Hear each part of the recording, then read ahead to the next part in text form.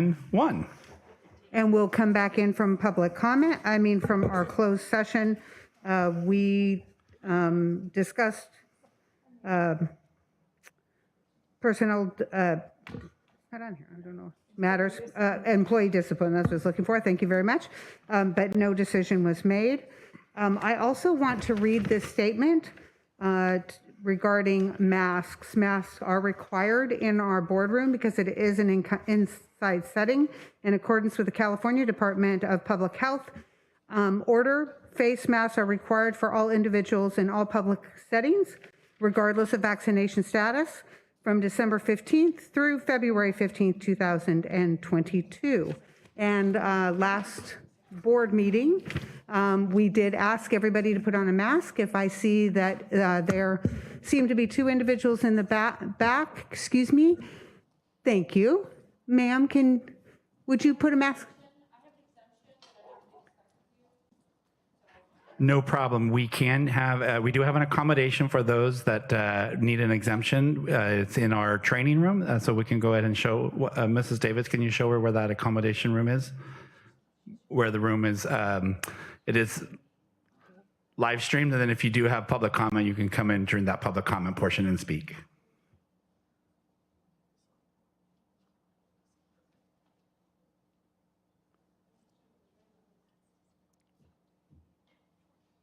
Thank you very much. So as we move forward in our meeting, the first thing we'll do is the Pledge of Allegiance, and Will said he'd be honored to do it. Place your right hand over your heart. Ready? Begin. I pledge allegiance to the flag of the United States of America and to the republic for which it stands, one nation, under God, indivisible, with liberty and justice for all. Thank you very much. Still one of my favorite parts of the meeting. We will now go into executive summary of the workshops, and Dr. Pulver. Thank you, Madam President. During our 4 o'clock portion of our board meeting, we were elated to be able to have our school reports from Los Alamitos Elementary. Our principal, Gary Willems, did a fantastic job along with our student speakers. LAE is a blue ribbon school that they highlighted as well, and just some of the amazing growth that they've seen in their students' performances even during the pandemic. We also recognized the Hero of the Heart for Los Alamitos Elementary, which was Miss Jennifer Dodson. We recognized our Administrator of the Year, Mr. Richard Larson, who is the Assistant Principal at LAE, but many have also known him as he was our Administrator over our elementary Los Al at Home last year. And then we introduced our new Public Communications and Public Information Officer, Ms. Nicole Pichardo. And that concludes what we had, the activity that happened at our 4 o'clock rather. We started at 4. Thank you very much. And if you didn't get a chance, please go back. You can watch it on YouTube. And it's one of our favorite things of celebrating our schools and being able to also help our students understand what happens and the leadership and governance as well. So I am going to go ahead and do my student, no, I'm not the student report. Will's the student report. I'd be the president's report. So I think that some of you are aware that one of the things that I wanted to drive our president's report is questions that come in from the community and things that we can highlight and represent that are happening and that happen in our schools and in our space. Since Will and Dr. Pulver do a great job about talking a lot about some of the current things that are going on, I wanted to kind of highlight, and so I decided to call this session, Did You Know? And so I want to really talk about student opportunities. And for us at Los Alamitos, one of the things that has always been a really important tenet is to make sure that we are looking at the whole child.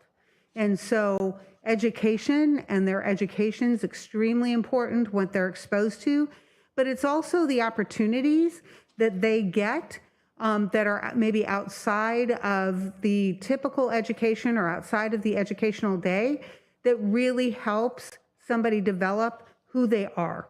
and makes them comfortable. And so I really did want to talk about student opportunities. So first of all, we'll talk a little bit about kindergarten to 5th grade, or TK. And so we have a tremendous partnership with an organization called LIFE, and they do great enrichment programs after the school day. And so there's a lot of different activities that happen at that time. We also are having school bunches, which is provided by our wellness counselors. We know that we are constantly really trying to keep a pulse on our students' well-being and mental well-being. It was really interesting. I did a seminar this weekend on something called ACERS, and it talked about how adverse childhood experiences can really lead to detrimental health in students or health in children as they become adults. And so we really want to make sure that we are being really aware of those things that are happening with some of our students. There's a buddy system, or the house system. Rossmore has a house system, and I just adore that and think it gives great structure for our students to be able to get together with each other in different groups. We also have the Youth Center after-school program. It's currently not running, but we do really hope to have a program up and running in 2022, 2023, so stay tuned for that. Then when our students get to 4th grade, and I think this was implemented probably, I think it was at Hopkinson, if I'm not correct, Mrs. Reed, if I'm not mistaken, but the Sacramento trip, and at 4th grade, the students get an opportunity to go up to Sacramento and start really learning what it means to be a citizen of their state, how their state government works. And then they also work with conflict managers, so learning how to create compromise. Many of us could take conflict management classes right now. And then we have 5th graders, and 5th graders get to go to what we call outdoor science camp. And my students had the opportunity to do that, and I remember what a growing opportunity it was for them. There's also 5th grade leadership ambassadors, which really demonstrates that leadership matters and leadership can start at a very early age. And I'm just really grateful that this year our outdoor science camp was able to happen with a lot of work that it took to make sure it got off. Last year it was canceled, and I believe it was most of the PTAs did a tremendous job at making sure that there was some science activities at the school, but it wasn't the same as the students all going away together. And then some of our 5th graders got it the year before and some did not. So I really thought that that was important. And then as we go to middle school, we know that connections don't get less important, they get more important. And so the more a child is connected to school, whatever it is connecting them, whether it is their academics or is it one of these other opportunities, it's really important. And at our middle school, there's somewhere between 40 and 50 different clubs. So there's a variety of them. And we had talked about the middle school track meet coming up. So there's a lot of great things there as well. And then when we get to high school, there are way too many for us to list. But we also have an equal amount of clubs, and at the both at middle school and the high school, students, if they have an idea for a club, they can find an advisor and they can bring that club forward. So it really helps them in learning how to advocate for themselves as well. And then there has been research done that says if a student is in 3.2, I don't know how you do 0.2, but that's okay, 3.2 activities, that's really the pinnacle of where they're the most productive and where they're getting the most out of their education as well as out of their experience. So we want to really make sure that that is available to them. And I just have to mention, while I was going through this list, I noticed on there, it's about the 4th from the bottom, hydrogen fuel cell car team, Well, I am one of the few people that owns a hydrogen fuel cell car. And so I have to take my car to the high school and go find out what that's all about. I'm very excited. So, but that's my report today. I just wanted to show all of the ways that we open up for students to be able to help them find who they are and what their passion is, and also connect them to school. So thank you for your time. And I will now go hand it over to Will, who's going to tell us about fabulous things that have been going on within our district.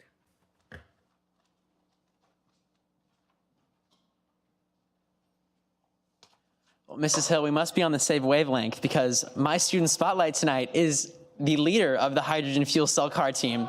So you did a great job. We're just on the same wavelength. But good evening, President Hill, esteemed board members, Dr. Pulver, executive cabinet, and community members watching in person or online. It's time for another board report, and today's a special one as we officially enter double digits with my 10th report. So let's make it a good one, and let's get right into it. Now, I've talked a lot in the past about AP classes and AP testing, and today I am so excited to highlight the hard work done by Mr. Grant's computer science principles class. Most AP classes consist of a hard curriculum and then a final AP test, graded by the College Board, that can be used for college credit if a student does well. What is different about AP Comp Sci is that the class is not just a year of studying and leading up to the test, but rather projects that are scored for a student's final AP score.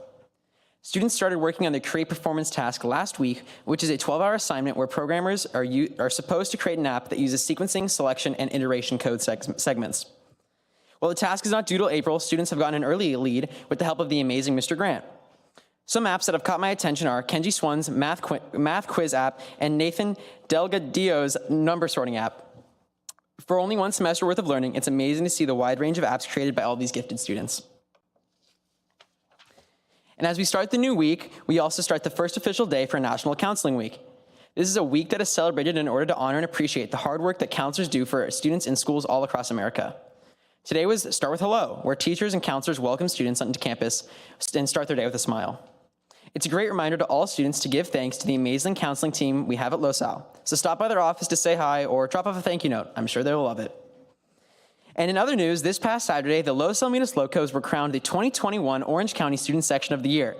This comes directly from the OC Register and cannot be possible without the hard work of ASB Spirit Team, who put their heart and soul in every sporting event. And I don't mean to brag, this is actually the third year in a row we've gotten the award, so we'll see how next year goes, but we're gonna get the fourth, right? And now we're gonna get straight into athletics this week with our now 4-year-in-a-row national championship winning song team who just got back from Orlando, I think right now, actually. Varsity Song left last Wednesday to head to the ESPN Wide World of Sports Complex to compete with other teams across the country. After 2 days of competing, they were officially crowned the national champions for their medium game day performance. But don't worry, while they were in Orlando, they still got to stop by the Hollywood Tower Hotel and visit Pandora at Disney World while they were there as well. But over at the gym, boys basketball has won their last 2 games with a score of 63-41 against Laguna Beach and 61-34 against Westchester High School. They're slowly nearing the end of their season, so make sure to stop by this Friday at the LoSal Gym for the first round of playoffs. The same goes for girls soccer, as their first round of CIF is this Saturday versus, pardon my pronunciation, I think it's Songus High School, and if they keep up their streak, they're bound for success. They recently won 4-0 against Corona Del Mar last week and tied with Etiwanda High School as well. And another streak of wins comes hot off the press from boys soccer, who won 2-1 against Corona Del Mar and 3-1 against Fountain Valley. And lastly, for this week's athletics slide, we have girls water polo, who just had their senior night.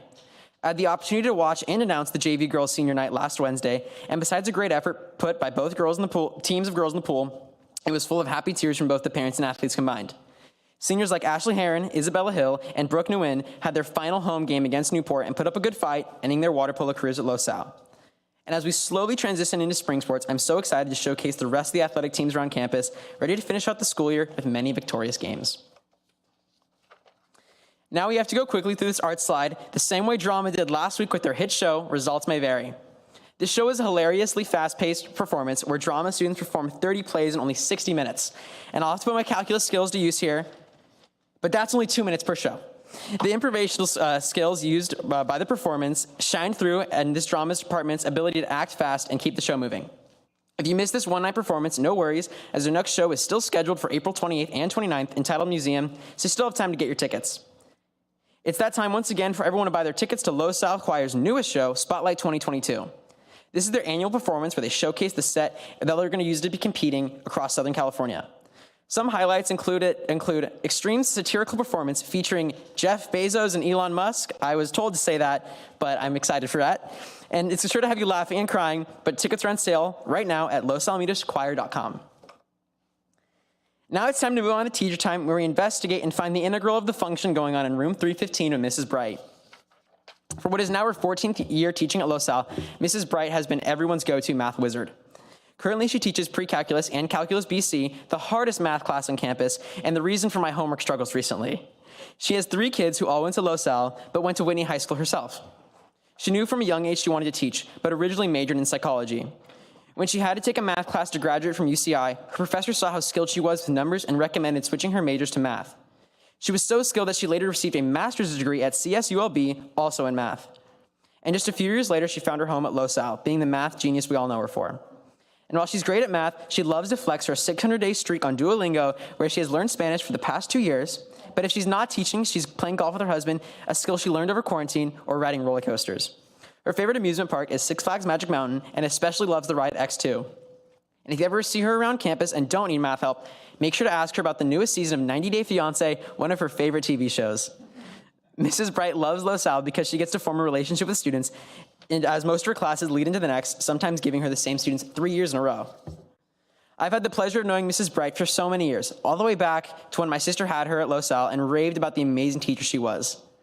Despite how hard calculus may be, I know I can always stop in Mrs. Bright's room for help on how to decompose partial fractions or just chat about anything, because she's always there for every student. Now we're going to race on into student spotlight, but make a quick pit stop with Zachary Norris. Zach is a senior, and in the course of his year at LoSal, has taken 10 AP classes, but his favorite of all time was AP Chemistry, which is unanimously agreed on as the hardest AP course. But while he loves chemistry, the class he really gets to grow in is engineering. And he has been a student in the course for over 4 years, starting with Intro to Engineering, but now he takes Computer Integrated Manufacturing. It was here that Zach was able to meet Mr. Valenzuela, who would later serve as the teacher advisor for Zach's crowning achievement, H2GP. For those of you who are unfamiliar with H2GP team, it is a group of students who build custom hydrogen fuel cell powered remote control cars to compete in endurance races across the nation and other high schools. Sorry about that. That was a big mouthful. And I know it's a lot to take in and a lot to read, but Zach assured me that his team of students, they are able to get the cars operational. Zach is the leader of the H2GP team, but assists in the engineering, design, and manufacturing of the cars. The team is open to all grade levels and gives students a chance to use real-world softwares like Arduino coding and computer-aided modeling. Currently, the team is having their best season yet, and wish them luck as Zach and his team enter the California State Finals on March 26, where they hope to beat their rival Edison. And while he is still awaiting to hear back from many colleges, Zach's plan is to earn a bachelor's degree in mechanical engineering. He already has some great choices, being accepted into Oregon State and the Colorado School of Mines, but is excited to get some more letters back soon. And I want to echo the words of Mrs. Hill for a second, but classes like Computer Integrated Manufacturing allow students to get skills that we'll use in real life and have many impact on so many others. Zach looks back on his time at LoSal and is thankful for the implementation of CTE classes, a place where he has made some of his best friends and been able to set himself apart from the others, and he's bound for success. Good luck in state finals next month, Zach. Keep up the good work, and hats off to you. But for now, that's all for this report, folks. Thank you for listening, and to those at home, thank you for watching. Have a wonderful night.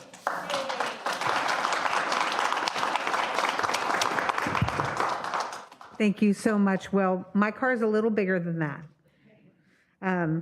So we are going to move on to our superintendent's report, and great job, Will. Thank you, Madam President, esteemed members of the board. 10 reports already, double digits. It's hard to believe. Great job. Neat to see Mr. Norris get recognized tonight. I'm a member of the Rotary Club here in Los Alamitos, and our club actually recognized him a few months ago as one of the Rotarian Students of the Month through our CTE program. So I had a wonderful opportunity to meet him and his parents who joined us, and then nice really that Rotary continues to recognize our students. So tonight I want to do a little bit of a spotlight on our Ed Foundation, Los Alamitos Ed Foundation. We affectionately call it LAIF. As many of you may know, that we are in the middle of what they have traditionally called their February fundraising and the Royal Gala. In the past, we used to have a healthy competition of a court of kings and queens, and ultimately one was crowned in each. But LAIF has kind of changed that the last 2 years, where really they're using this less as the competition among the court and really to highlight a significant individual who has made a difference in the foundation, and really they're providing extended opportunities for our students and for our families. And so their gala is this Friday, February 11th.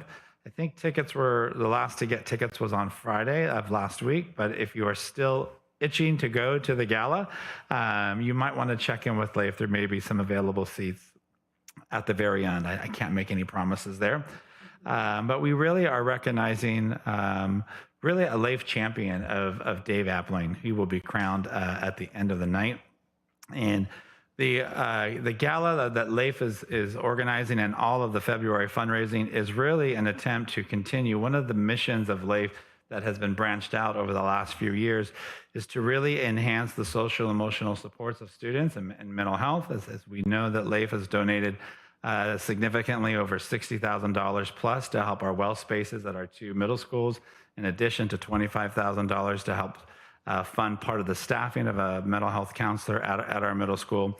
And they're really trying to put all of their efforts of this February fundraising and the gala to help us with, as we're trying to take on creating a well space at Los Alamitos High School, which is really just a calm, comfortable place for our students to reset and an opportunity to receive counseling support.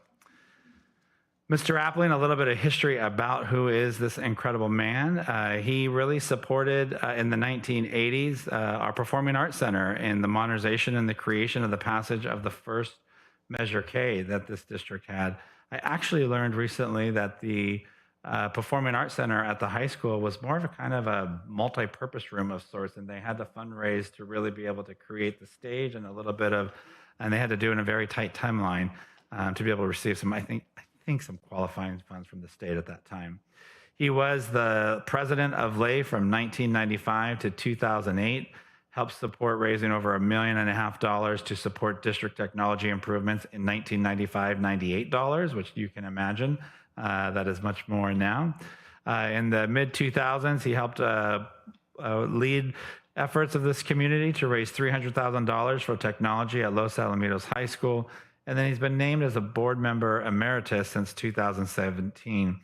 Some members in the community might also know him for his work outside of LAIF. He's really been paramount in kind of working with our football foundation, being able to provide scholarships for deserving students who are on the football team. He also has been one of the leaders who, when we first started bringing Griff Friends, which was an opportunity to create these social opportunities for students with special needs, working with our football players. And so he was very big in helping kick that off with some of the financial supports, et cetera. So just a remarkable man who is beloved in this community, and we're pleased to be able to recognize him on Friday as our king. Bless you. And then when we talked about the well space, the well space is coming at the Los Alamitos High School. The plan is to do that. We are converting a current room, as you can see down in that picture down in yellow, which used to be a child development classroom. And as those numbers dwindled, we want to repurpose that space.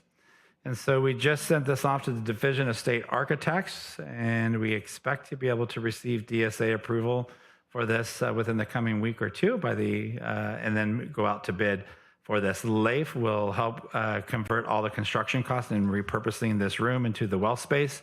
And once again, we just look forward. The well space will have restrooms in it, because as a preschool room, it already had the restrooms, and then 2 offices as well. And then there's a area outside that over time can also kind of be created to create just a nice garden or space to really kind of help accentuate a place to be just a place for calm and a place for respite and for a safe place for students to be able to, for a variety of needs at Los Alamitos High School.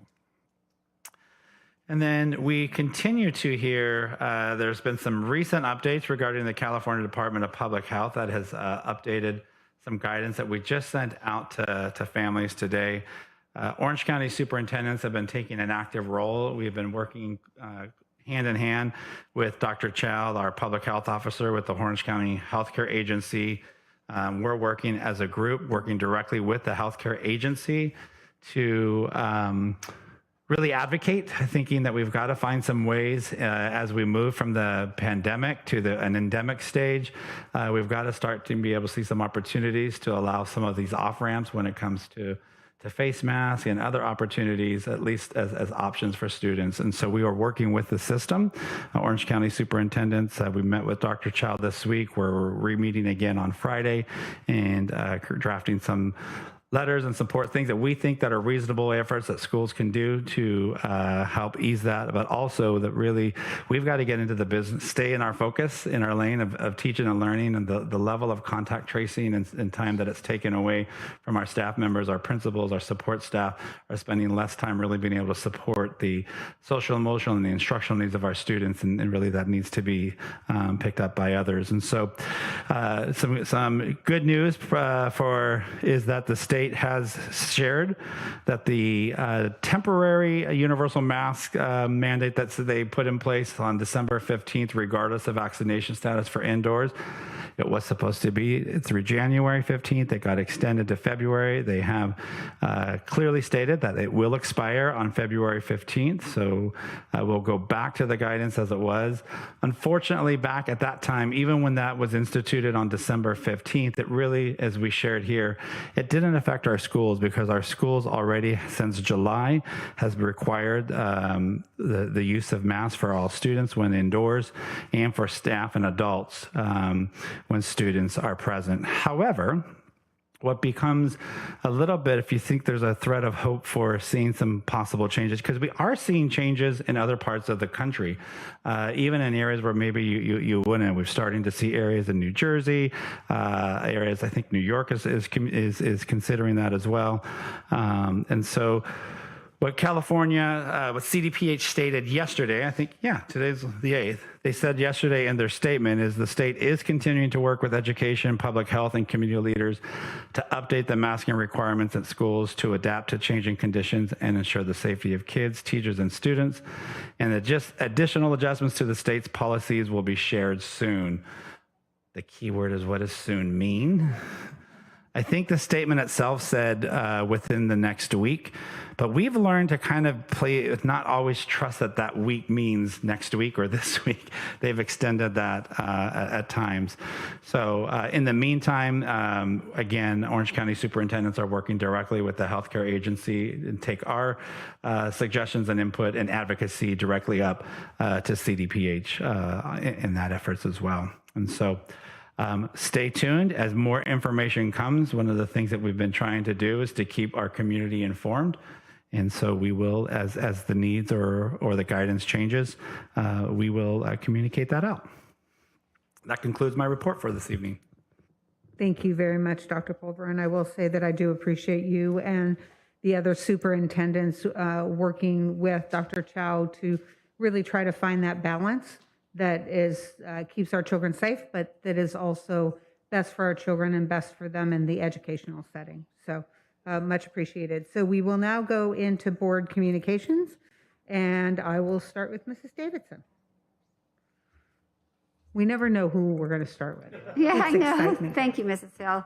Well, I just have a few things to share. I wanted to thank Mrs. Reed and Mrs. Davis for their work with the District Advisory Committee. And we had a meeting, and it was just so impressive to me to see how they really engaged the community in looking at how we can spend funds for the benefit of our students. After the presentation that Mrs. Davis orchestrated, we broke into small groups where we got to interact with parents and teachers and administrators and discuss ideas. And the ideas that were brainstormed were then presented and put on a list. And it just really shows how important it is to bring minds together and diverse groups together, because the ideas that were put up there might not be able to be enacted tomorrow or in September, but they are ideas that we need to hold on to and look forward to and consider in the future. One young father from Magaw was at my table, and he wanted to know, his mother had been a Spanish immersion teacher, and he wanted to know about a program in language immersion. And everybody, no one could dispute that that would be a wonderful thing to provide for in our district, and maybe it's something to look at in the future. So that it was a wonderful meeting, and I was really impressed by the great ideas that were shared in our groups. And then I also wanted to thank Chief Nunez. We went to the Walk of Honor. He retired from Los Alamitos Police Department, and this is a man who had physical strength, but more strength of heart. He has always, in every situation in the last 3 years that I've been on the board, jumped right in when we needed any support. When the kids did their Black Lives Matter rally, he walked amongst them and talked with them, and they talked with him, and it was just such a fine example of what happens when we can listen to each other. And I personally will deeply miss him because he had a great heart and he was a strong leader. I also observed a Zoom meeting on the budget, and gives me such a deep appreciation for Mrs. Galicia, because I was taking notes, and when I went back and looked at them, they had very little meaning to me. So it's like, thank you for what you do and for clarifying so much with us. And the last thing I wanted to say was earlier at our earlier workshop meeting, and believe me, I know this goes to me. We had the public forum. We're not allowed to comment on what they talked about, but what I want to comment on is that these were teachers, parents, grandparents who came from the community to read letters that our high school students mainly, and a few younger ones, wrote about a deep concern that each one of them shared. But what I want to say is that they had these people read their letters for them because they're afraid to come to the board meetings anymore. That, to me, as an American history teacher, and I know I've fallen short, and I think civil discourse is something that is hard in our world today. But when we make our kids afraid to come, our high school kids afraid to come and speak their minds, then I think we have a lot of reflection to do. And I really thank the adults that came this afternoon to share with us.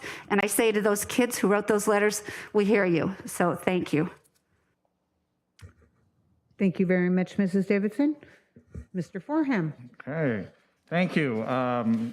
Travels this past couple of weeks, Dr. Pulver and I got to go to the Blue Ribbon LAE school, and we went today to McAuliffe, and the Tigers and the Eagles are all in good hands, very good hands. I represented the board at the SELPA meeting, and it was great because they moved their headquarters to Cypress, which is a little closer. I like seeing all the PTA reflections kids getting honored, and I think we're going to get a list of perhaps all the schools, but their message in their work is, I will change the world by, and they're giving us some great examples of how they'll change the world. My nuts and bolts round 2 is almost done. I'll be at Magaw on Friday to serve lunch and help the kids on lunchtime, but I wanted to give a shout out again to the cafeteria staff. They do amazing, speedy delivery of hot meals to our kids, all with a smile. And then I went on Broadway, and Meg and I, my date for the evening was, we got to see 30 Days in 60 Minutes, Will, or whatever it was called, and Meg and I are going, my gosh. And then last Friday night, I got to enjoy the Oak Choir, and there's 3 or 4 soloists that I plan to find at Oak when I go and get their autographs, because I believe they will be on Broadway one day. Oh, I'm sorry. And the kids and the teachers, I always like to end with, I got to be among the most friendly at Weaver School, as they celebrated from each class the most friendly student. I got to hear from the kids about OSS camp, and I'll let you know that the favorite foods were pizza, pancakes. The favorite activities were gaga ball, death drop, whatever that is, and archery. So kudos to us all for making that happen. The teachers especially, who gave up their home time to go to camp all week with their fifth graders. The wellness counselors continue to be amazing, kindness activities all over the district for this month. And it was great, and Will mentioned it, the high school counselor week. They've got all kinds of kindness activities that I would never have thought of for the high school kids. Starting today with saying hello at the gate. Everybody was out, the admin staff. They're going to play bingo, and they're writing kindness grams among the first things. And then Mrs. McCann, I learned that her French class is connected with a French class in Paris or somewhere in France. And I got to watch one of the videos, and our two great kids were speaking to me fluent French and sharing our PAC and our show choir with the kids in France. And then the France kid was showing their biology classroom and giving us a taste, and we don't even have to go there. It's all done. And then I'm going to finish with Mr. Dane Hoffman. He is a student at McAuliffe, and I got to read, and I got to meet him last Friday. He cut his hair so that he could donate it to create wigs for kids with cancer. And to me, that summarizes a lot of what we're all about. So again, I didn't mention I got to be Zero the Hero, which is a celebration of 100 days with kindergartners at Lee and Rossmore. So I relived my former career and took on the uniform and was Zero the Hero. Thank you. Mrs. Cattouli. Hey, thank you, Mrs. Hill. I never like to follow Mr. Forehand because he does what we each do just himself. I also was at the Orange County School Boards Association budget seminar, excuse me, and I've learned not to take copious notes because it changes. And I know Mrs. Galicia will agree with that. But it was pretty good news, and it may come out even better news. But as a board member, to me, it's like I need as much information as I possibly can have about the budget, no matter how much movement it has. I was also had 2 meetings for the county committee on redistricting. The drama production was phenomenal. The students wrote the plays themselves. Every student did, and they voted on 30 of them, which ones they were going to actually put on. And then the person who wrote the play then cast it and directed it. And it was kind of an improv situation because the plays were so short and they had very limited props. But we were able to see 30 plays, and they had like 1 minute and 30 seconds left. So they were quite quick in what they were doing.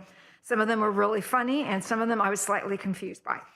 Then also I was at the Oak Choir, and they were able to perform at the PAC at the high school. And I kept thinking Mr. Molenkamp must be in the back row taking notes. They did a phenomenal job.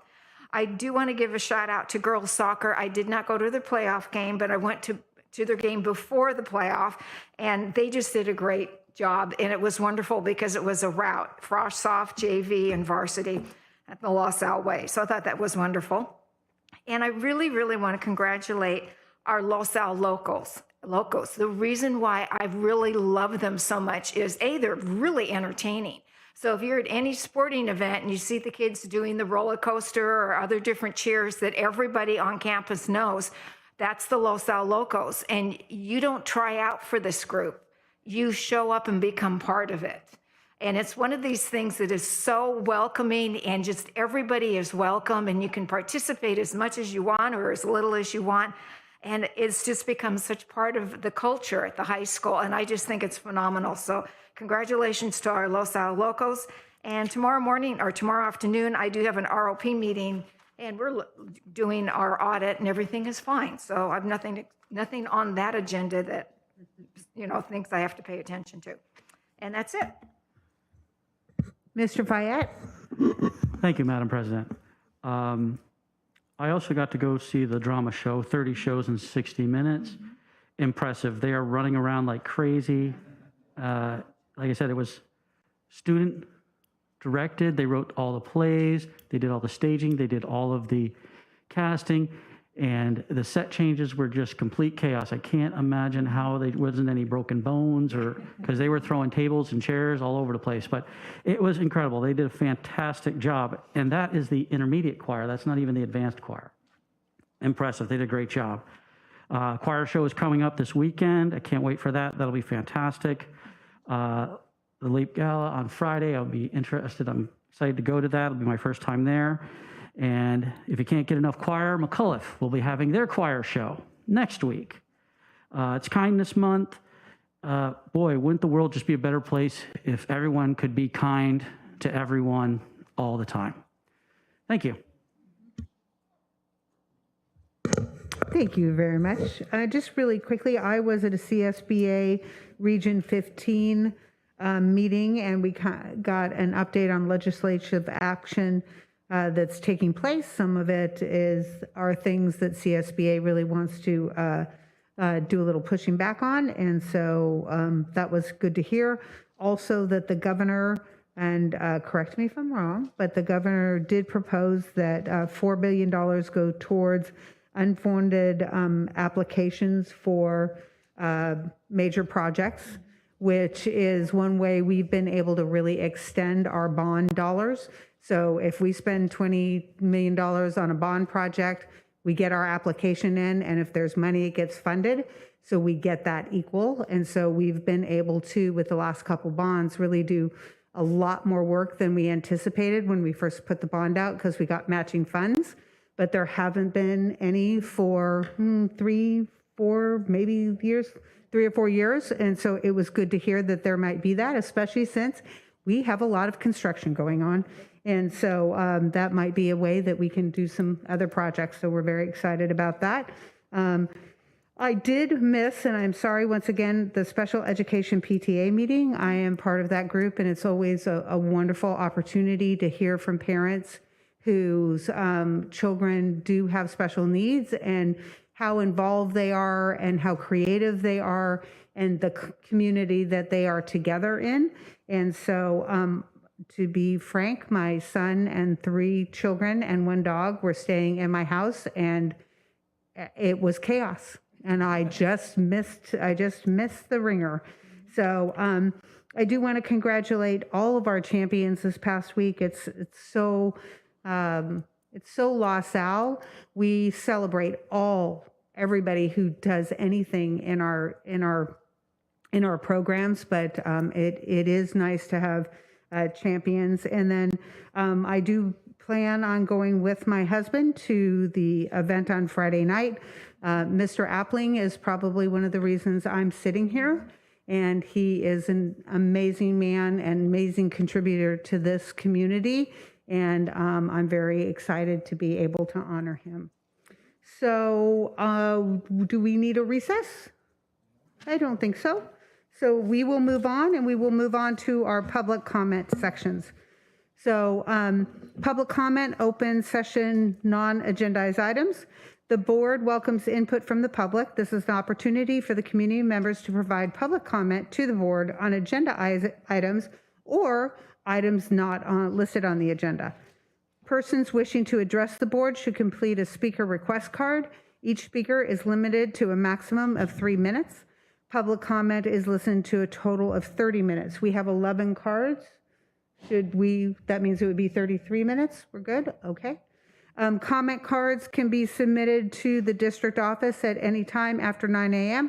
and through the day of the board meeting, throughout the day of the board meeting, and will also be accepted at the start of the board meeting.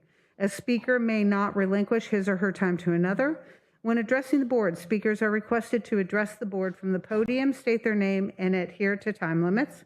The board may not take action or discuss any item not appearing on the posted agenda and cannot immediately respond to public comment. Speakers are cautioned under the California law. No person is immune from liability for making intentionally false or defamatory comments regarding a person simply because those are made at public comment. So we will move forward, and the first card I have is Andrea Howe.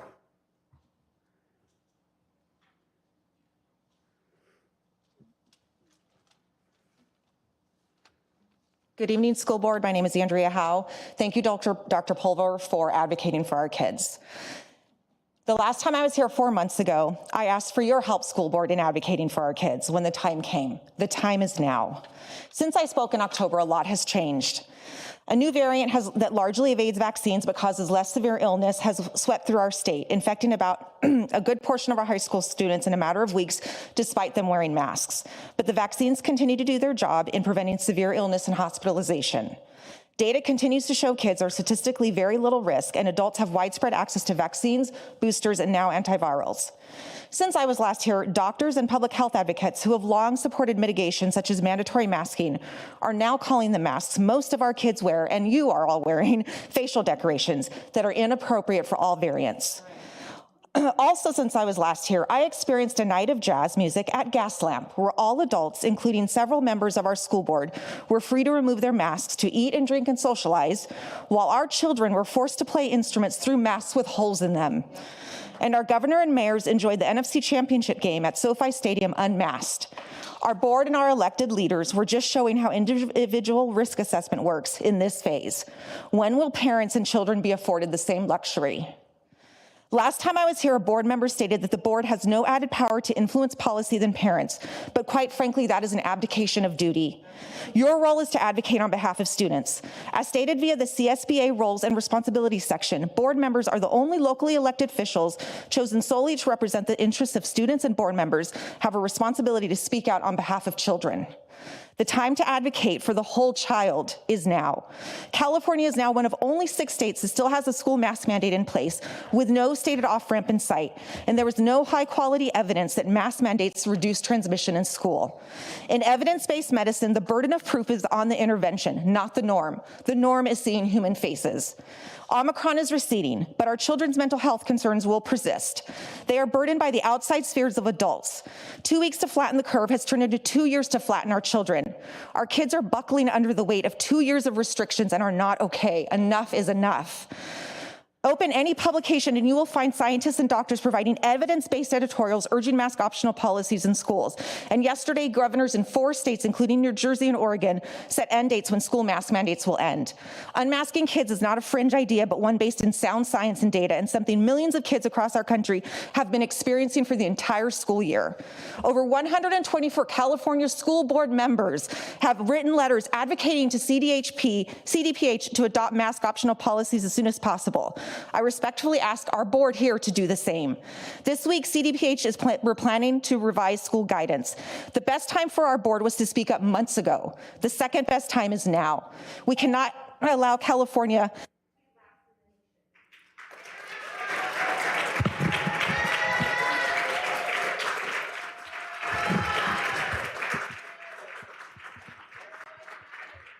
Thank you very much. Lauren R.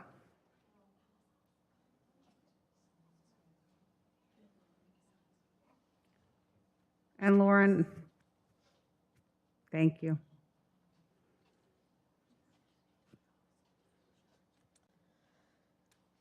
I appreciate that parents were advised last week by email from the principal that in high school second period Spanish class on January 24th, a substitute teacher inappropriately questioned the students about their social life by asking if they ever flirt, how they go about flirting, and about their parents' marital status. The email did not clarify that it was a regular licensed certified teacher that has been employed by this district for many years, who was filling in for a regular Spanish teacher because no substitute teachers were available.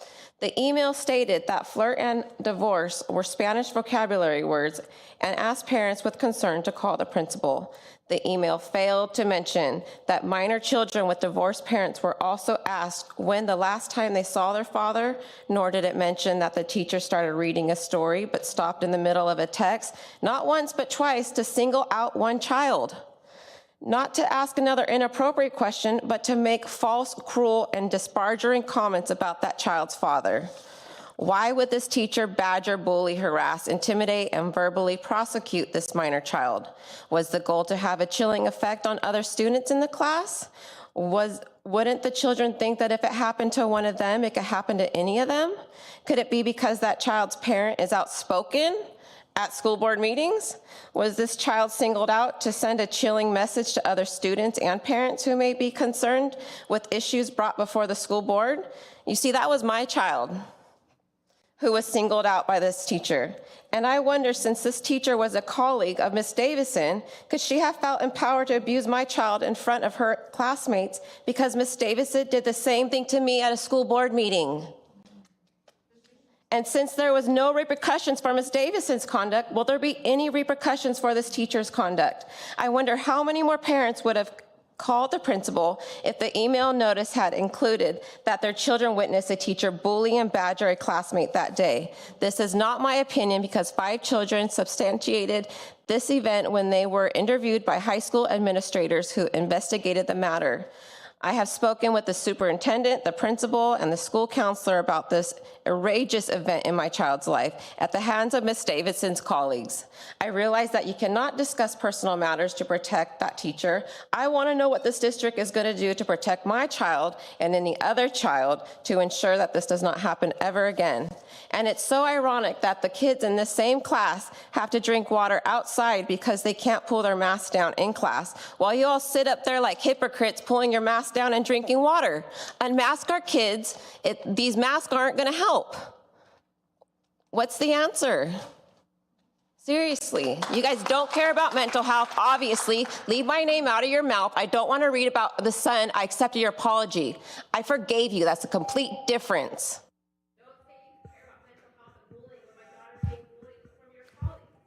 Thank you.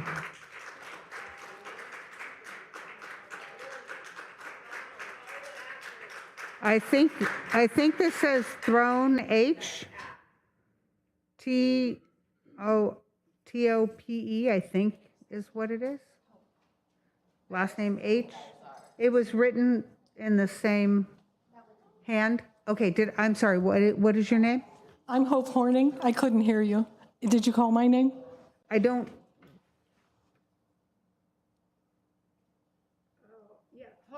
Hope. Okay. Okay. Hope, got it.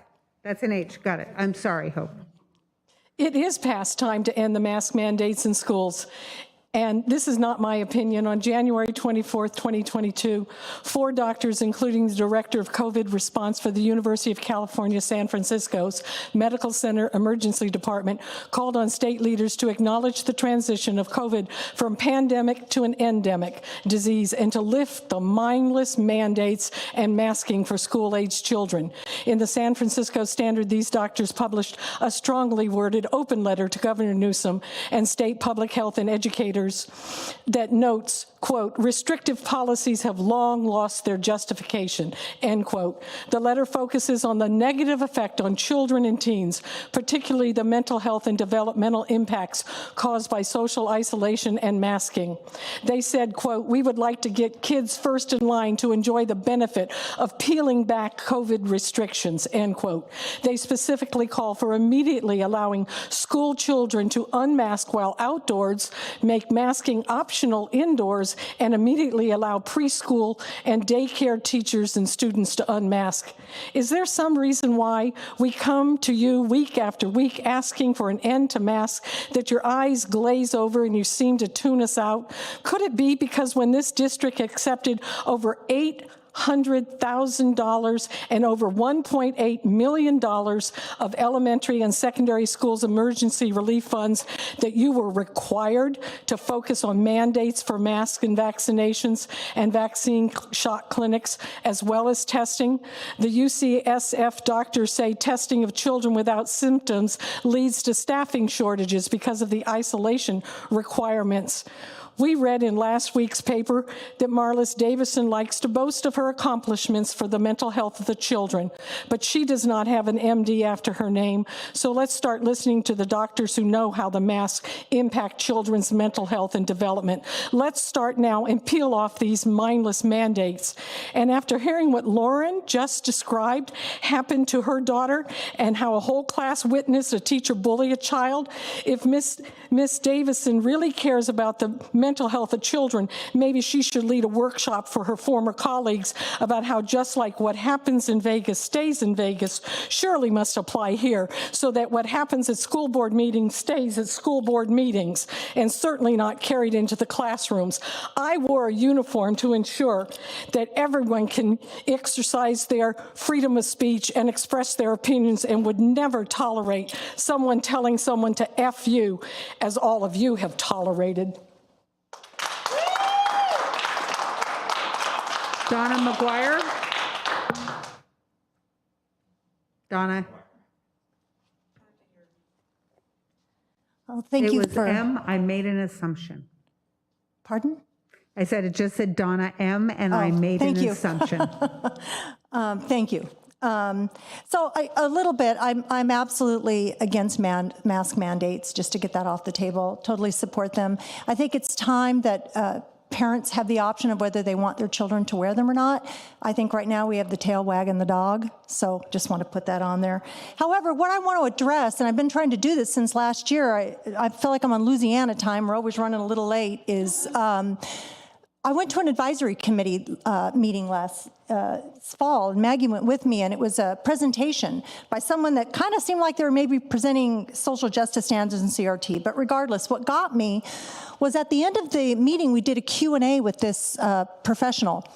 And several parents in the audience who said they were afraid to speak up at school board meetings said that there was a major drug issue at the schools and that their children were afraid to go into the restrooms because the drug issue was so bad. Now, I have to tell you, I'm not super aware of this. My daughter, who's getting ready to have a baby, she graduated here, she's 36. I brought this up to her, and we don't always agree in politics. I know I'm a little more conservative, and she's a little more liberal. She says, oh, Mama, she said, there is a huge drug issue from ages 12 to 35 in the United States. People are dying all the time. So I thought, since Marlis and Chris were both at this meeting, that I would see that at a workshop or as a point when you give your little PR things here. I've never heard a word. And I have to tell you, it's been bothering me since last fall. And I'm wondering why we're not sitting on this. This is pretty important. I think it's more important than masks, whether they're wearing them or not, or kicking kids out. If we've got a drug issue at our school district, now, I thought it was so important. My husband doesn't get involved. He's retired from LA County Fire. I went and told him, I said, I don't ask you for much, but there's an advisory committee that they're going to set up. We had the QR code. I signed you up. Now, when he left fire department, he had 450 employees, so he had a lot of leadership under his belt. I had about 120 when I retired off of my first career. Well, I have to tell you, we weren't invited to the party. Neither one of us got an invitation to join this advisory committee. Little surprised with our background and that we had some time. So I'm hoping that maybe it got lost in an email somewhere, because we'd both love to sit in on this. Our major concern right now is the children and their safety. These parents are worried about the safety of their children. Some of the children will not go to the bathroom while they're at school. They hold it. That's a little odd for the old kidneys, but so I'm hoping I get an invitation pretty soon. I'm hoping my husband gets his invitation pretty soon, and I'm wondering why Chris and Marlis didn't bring this up. Thank you for your time.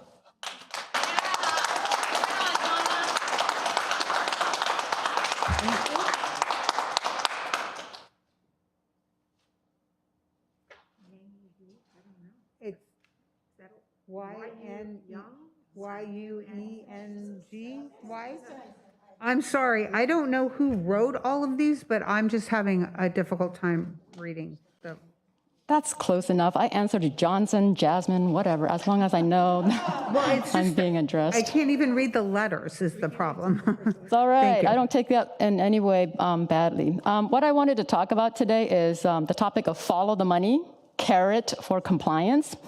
Now, at the last meeting, I asked how much does Los Alamitos Unified stand to gain from compliance?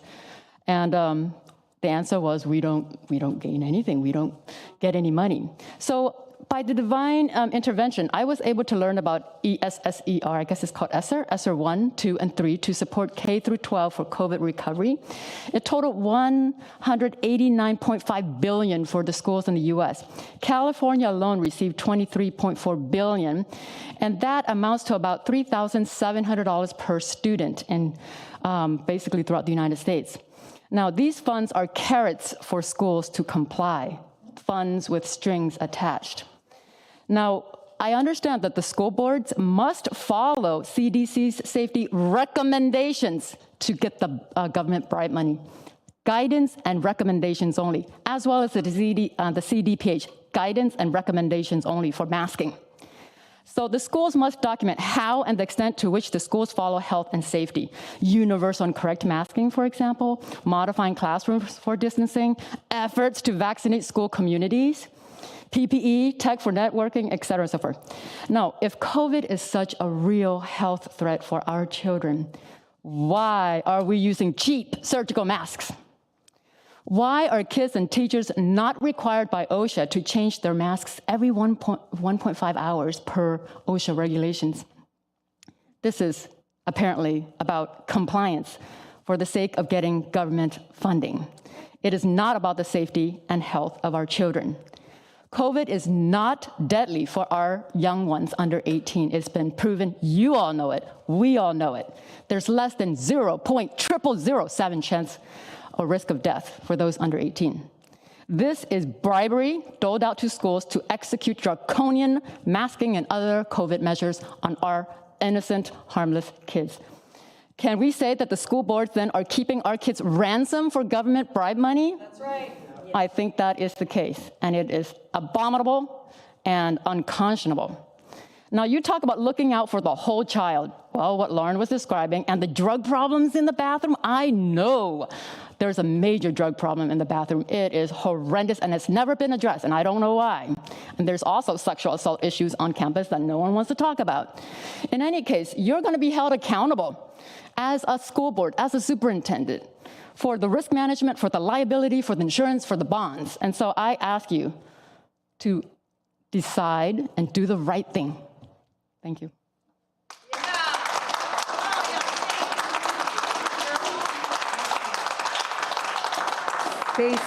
Stacy M. Hi, everybody. Thanks for having me. Hi, David. Hi, Matt. Donna. I am a mom in the district. I have 2 children who were at McGaw collectively 11 years. I pulled my kids out of the district because of the mask mandates and the pushing of the gender pronouns on children, little kids. He, she, we, that, we were, whatever. And the pronouns and also the CRT, social justice standards and ethnic studies. Not an easy position to be in, to have to find a school where I don't have to worry when I drop them off. It's a huge relief, though, I gotta tell you. I don't have to worry what they're dripping in the classroom, that they are not suffering from not having masks on. These poor kids, even in the speech pathology classes, with an effing mask on. Guys, what are you doing this for, Marlis? Don't you think that's insanity? To see a kid's mouth. That's the only way to tell how they're pronunciating and enunciating. And kids they're not even capable for the cues. They're not seeing the cues from faces. I mean, we're creating a bunch of zombies in school, and you're all complicit. I just want you to know. The funny thing is that Dr. Pulver was so nice to say, well, you're welcome back anytime when I left the district. However, I thought it was so strange that nobody seemed to care, that so many kids left this district. And then we see why. Because you're funded. You're overfunded. That's why you're doing all this construction. That's why you have a lot of money in the bank. Diana, please don't shake your head, because you've never disputed this. I've said it a dozen times, and I just want to correct you. All of our construction, the majority of our construction is done with bond dollars. Has nothing to do with our general so then fund. Forget the construction part, but you are funded by COVID funding if you keep the kids in masks. That's part of the funding agreement, and it's a fact. And everybody on video and here, look it up. It's ESSER's funding, and you're all complicit because all these little tiny kids are running around with masks and they don't see faces anymore. It's super, there's no peer-reviewed studies that show that these masks work. None. Peer-reviewed studies, none. I'd love for you guys to show some so that we feel good about the kids being in these masks. Like she said, they should be in 95s that are thrown out every hour. and redistributed. I don't see that happening. Everybody here wears the mask over and over. Yours is filthy dirty. It's just, I'm so embarrassed. Now, also, the other districts and states that don't have mask mandates don't have more COVID. Thank you.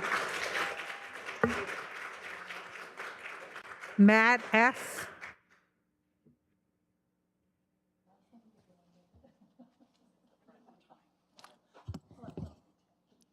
So, yeah, my name is Matt Simmons. I have a son and daughter both in the Los Alamitos School District, and there's child abuse happening at Oak School, and McAuliffe, and Rossmore, and Weaver, and Lee, and the high school. And the child abuse is happening right in front of our eyes. Children are being forced to cover their face with cloth garments or paper masks for the entire day. The human face is the organ of emotion. Sometimes our face reveals spontaneous emotions. Sometimes we control the emotions that we display on our faces. Children need to see other children's faces and other people's faces to connect with each other, to bond with each other, to learn how to communicate. Babies will cry if a mother covers up her face and stop crying once the mother stops covering up her face, because covering up your face disconnects you from the people around you. And about 6 weeks, children learn the social smile, which is one of their first nonverbal communication. And that gives the baby confidence when they smile and everybody, it affects the people around the child. And the importance of communication through nonverbal channels, and your mouth is the most important feature on your face that communicates. And that learning and that dynamic and the richness of communication does not stop when you're a baby. Our children are developing, they're learning, but they're not learning how to communicate with other people face to face. And that is child abuse, and it needs to stop today. And imagine if you were smiling and no one could see it, it would only take a certain amount of time until you stopped smiling, because there'd be no point, no one could see it. Masking children deadens their emotions. It causes depressions. We're gonna have more kids with mental situations, not being able to connect with other people, and you're gonna wonder why depression is running rampant. It's because they have more screen time than FaceTime, and all day long is, you wouldn't do it yourself, just like previous speakers saw the board members at the gas lamp, and I'm sure many other places, but they require the children to act differently, and you control them, and you force them, and you'll punish them if they take off their masks. That is wrong. That is child abuse. Many children are getting speech impediments. Our speech teachers are wearing masks while teaching children how to talk, and the child is wearing a mask while learning how to speak. That just doesn't work. Clinical psychologist Dr. McDonald says speech therapy has doubled. Younger children have a 24% cognitive decline, with an IQ 22 less among infants. If there's no pushback, our children would still be learning through Zoom. And thankfully, the Los Al School Board helped get the children back in the classroom. Now it's time for the school board to stand up and let the children breathe.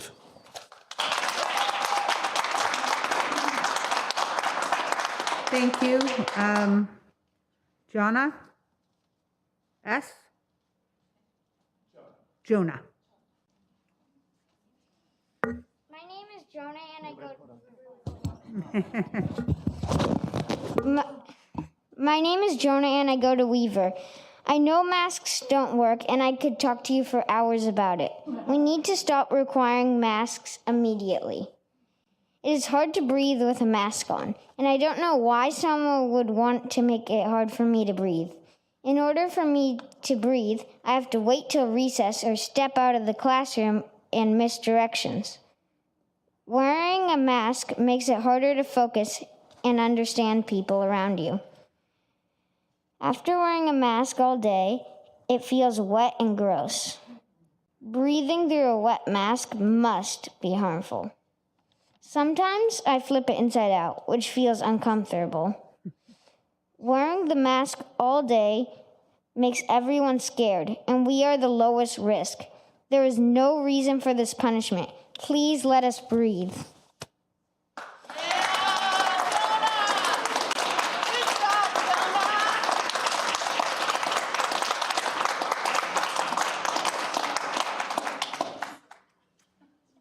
Thank you. Susie Johnson.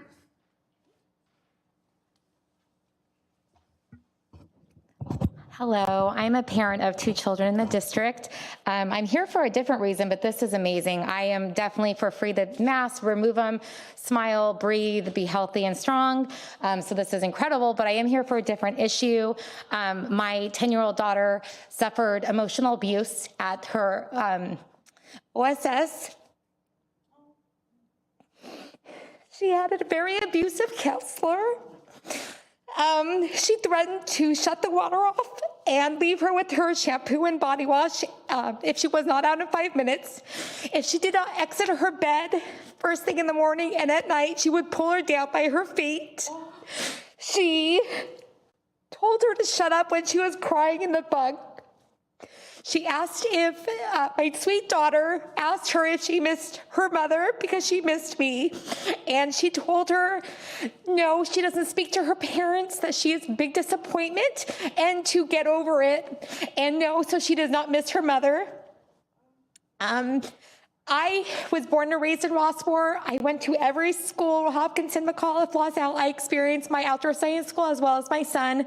He went to the former campsite and had an amazing experience. She's the baby of the family, very sensitive, and this was already a hard thing. And to have no communication or knowledge of the abuse that this person was giving her and her cabin mates, who all experienced the abuse, for 2 nights and 3 days before she went home sick because she had croup in the cabin with my child. They forced them to wear masks outdoors in the mountains when breathing is already difficult. So every picture of her at this memory for us to have had her mask on. The counselor yelled at her, if you put it below your mask, I'm going to tell the principal and you're going to be sent home. So my child was terrified for 2 nights and 3 days until she was replaced because the counselor couldn't breathe because she was sick with croup, and replaced with a very kind counselor, but that was only for 1 night. She also told my daughter that she shaved her head because her friend told her to, and she thinks shaving heads is cool. She told them every morning, butts out of bed, and every night butts in bed, and if I hear a word from you, I'm going to send you home. Her best friend was also crying, and so she came down to my daughter's bunk and comforted her, and the counselor yelled, get back in your beds now, no one is to talk. And my daughter slept and was awake crying for 2 nights. She came back, and I was expecting her to say she had an amazing time, and instead she told me about this person. Pally Institute should never have been used because I read reviews from 6 years prior of abuse, and nobody took the time to review this camp that our children went to. Thank you. Lauren? Is there another Lauren? And then Laura Tanner. It was another Lauren, not. Okay. No worries. Hello. So this is kind of an anniversary of sorts for me. About this time last year, I was asking for you to delay the vote for ethnic studies so you could have more parental input. You didn't listen to me then, or the hundreds of other requests, and I seriously doubt you'll listen to me now, but you know, where there's life, there's hope. Our illustrious governor, I'm like really blind. Our illustrious governor, who must buy his clothes at the King's clothing outlets, has magnanimously signaled that the peasants no longer have to wear masks indoor beginning February 15th. Granted, he and the other privileged folks haven't been wearing masks the entire time, as documented throughout the year, but now we get to breathe outside too, or inside. Well, bless his little heart. Now, this board bends over backwards to congratulate themselves on their many accomplishments, the pinnacle of which is opening our schools last year when many of the surrounding districts didn't. I do believe that merits, that is commendable. So here I am to suggest you can be a board to have another first. Since you are not governed by LA or Long Beach tyrannical health departments, you have some wiggle room. So wiggle yourselves in declaring that parents in this district should have a choice whether their child wears a mask indoors or not. Provide an opt-out waiver for parents so their children don't have to wear a mask if they don't want to. All those people who believe that masks actually do something with absolutely no evidence to support it can continue to suffocate their children and do untold damage to their mental health, while those of us who believe that children's immune system is extremely effective against COVID will let our children breathe in this scary world. Thank you for your time.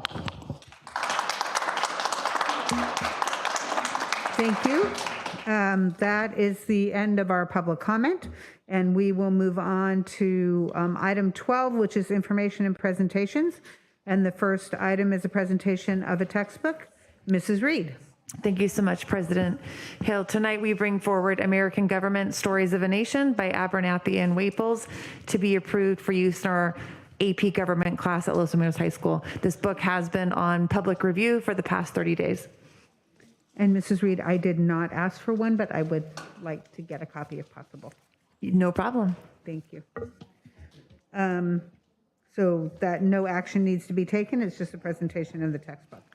The next is, I know Mrs. Davis is excited, the LCAP mid-year update. And Mrs. Reed. Thank you so much, President Hill. As you know, we have a lot of different plans this school year, and so they can kind of be confusing, and they're all tied to the funds that have been given to us pretty much on a one-time basis to be used over anywhere from the next 2 to 4 years. So something that's new to us this school year is a mid-year LCAP update that informs our community where we are in the process of spending this money, what the money has been outlined for use at this point. And so Mrs. Davidson has done a great job at trying to break down this information for you. It's required by the state that we outline each of these sections to the board and the community. Thank you. Thank you, Mrs. Davis. Yes, good evening, President Hill, members of the board, Dr. Pulver, cabinet, and community. It is my pleasure tonight to present to you the mid-year LCAP update. As Mrs. Reed said, this is a new piece with Assembly Bill 130 that requires districts to present an update on the annual update in the LCAP. It's a little bit of a tongue twister. And so typically in a traditional LCAP year, we would just provide an update with our LCAP for the 22-23 school year. So this kind of has us looking at it mid-year, reporting progress. A lot of it you'll see is still in progress because everything we have is kind of based off of the mid-year. So the 3 different components is a supplement to the annual update for the 21-22 LCAP, which is really 5 prompts that we'll go over. The mid-year outcome data that's related to the metrics that are identified in our current LCAP, as well as the expenditure and implementation data on the actions that are defined in our LCAP. So the first piece is the impact to the budget overview for parents. So when we adopted our LCAP in the 21-22 for the 21-22 school year, the state budget was not complete. And so what you're going to see here is an update based off of the results of the first interim report. And so I'm just going to kind of, and I want to thank Myra Gonzalez and Ms. Iglesias for kind of providing us with this information. But basically what you'll see here is our projected amount at the time of the adoption of the LCAP, as well as the actual amount based off of the first interim, because there were funds that were not included, so, and then the difference. So for our LCFF and funds and the LCFF supplemental funds, really that's a difference just due to the decrease in LCFF funding with the decline of ADA. For other state funds, that difference is really about the adjustments to our expanded learning opportunities, in-person instruction grant, and the K-12 strong workforce carryover funds. The local funds is a reduction to the interest in the local donations.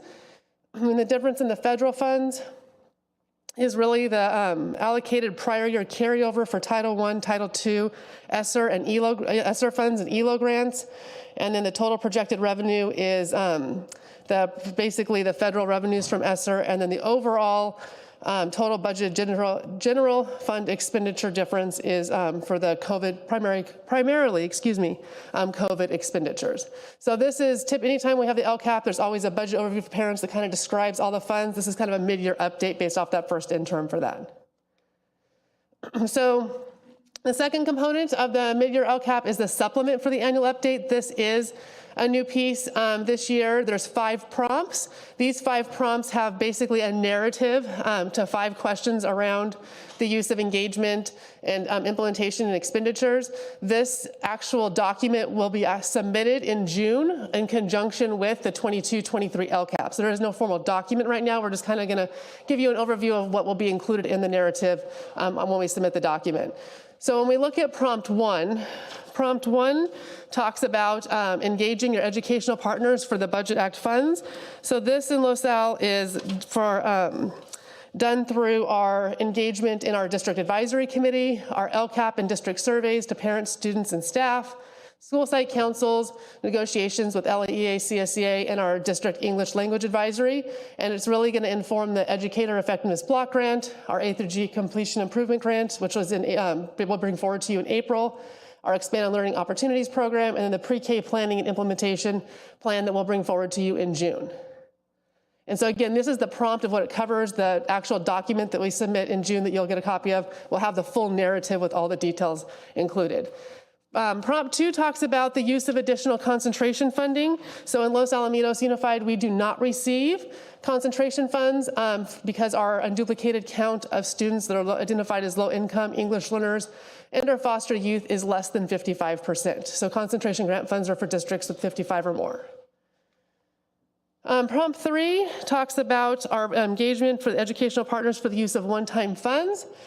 So that we basically do that in conjunction with the committees that I mentioned earlier in the different outlets, but specifically with students and families, including our families that speak languages other than English, which would be our DLAC committee, our school and district administrators, our special education administrators, including our SELPA director provides input, teachers, principals, school site leaders, and this is again done through committee meetings, surveys, and the feedback is used then to develop the ESSER 3 plan as well as the Expanded Learning Opportunities Grant.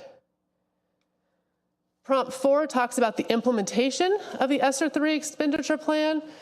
So when we write about this prompt, the narrative really is about the successes as well as the challenges in implementing the ESSER 3 expenditure plan. So for in LoSal, some of our successes of what we have been able to implement so far was the elementary summer school academy, as well as our secondary summer school, additional support staff, instructional assistants to support student learning, additional sections at the secondary level to lower class size, additional projectors and technology for classrooms, security, COVID coordinator, health clerk support. Like many colleagues in other districts, a lot of the challenges I think that a lot of districts are seeing is just the hiring shortages, the quarantine periods for students and staff, and just the physical and mental demands on students, staff, and families. Prompt 5 talks about think of it as basically how we're going to use our fiscal resources that are consistent within the LCAP. So the LCAP kind of is that overall arching plan. And so basically, how are we able to take what's in the LCAP with the actions and services and really include then the safe return to in-person instruction and the continuity of services plan, as well as the ESSER 3 expenditure plan. And so in our LCAP, it really is about best first instruction for all, and we'll go through those 3 detailed goals in the next portion of the presentation. But really for LoSal, it's basically using our fiscal resources to provide, and actually have them up there, our 3 goals in the LCAP, which is exemplary teaching and learning, exemplary student outcomes, and exemplary connections. And so we do that to be consistent with the LCAP while specifically focusing on the mental health and social emotional well-being of students, interventions and supports for students, and then as well as connecting and engaging students. So the mid-year update for the LCAP basically is we're going to look at the metrics, the actions, as well as the expenditures and the implementation. So all of our metrics, excuse me, you'll see in here, some of them, the data that's in here is based off either the conclusion of the first semester, but a lot of the data you'll see as we get into goals 2 and 3 really is at the conclusion of the 2021 school year. So the LCAP data that we would report out typically in our annual update for 22-23 is from the prior year, 2021. The expenditures are based, as I stated earlier, on the first interim budget update, and then Some of the metrics or action items you might see as in progress because we are in the middle of them, or that they haven't started yet, meaning that it's something that we typically wouldn't have an expense for or something to address until the spring. And then it really is the annual update of the 21-22 LCAP. So you're going to see a lot of this data that I present now in the 22-23 annual update portion of the LCAP when I present it again in June. So I'll kind of go over just the layout. I'm not going to speak to every single box on the screen. However, for goal 1 and the LCAP really talks about exemplary teaching and learning for students. So our metrics are defined on the far left. In the LCAP, you'll see what the 2021 baseline was, and some of that data you'll notice is from the 1920 school year, because when we developed the LCAP last spring, that was the only concrete data we had, as well as our desired outcome for 23-24. Remember, the LCAP is a 3-year cycle, so our end of our 3-year cycle is spring of 2024. And then the column I'm going to kind of highlight is the mid-year update, kind of where we're at now, as well as the status column as far as if we're in progress or if it's the final data for the year. So when we talk about classroom teachers and aligning assigned to teach subjects or credential in, 100% of our teachers are properly assigned. Our 5-year professional development induction program, if you recall, we had to put on hold last year due to the pandemic. This year we have been able to complete so far this year 27 trainings. We have moved some of those to after school to accommodate, to make it easier with subs. We've only had to cancel 6 of those trainings. The instructional coaching with TOSAs has resumed for this school year and will continue to resume. And the implementation of the NGSS science standards, basically we're in the middle of pilots right now at the high school in 9-12, and we did a survey to K-5, and it looks like we'll be re-engaging them in the fall of next year to be on track for the full implementation for the 23-24 school year. Continued in the metrics, as far as our using district benchmarks to inform instruction, 100% of our teachers in grades 2 through 8 administered district benchmark 1. In the fall, we are actually getting ready to start the benchmark 2 window next week. We had no data report at this time in grades 9-12. 100% of our students do have access to standards aligned instructional materials. And this is where it kind of transitions into the actions that are within goal 1. So here you'll see, based off of the first interim report, what's been encumbered, what's been spent to date, or I shouldn't say to date, based off that first interim in the column, and then kind of some of the items that's been implemented.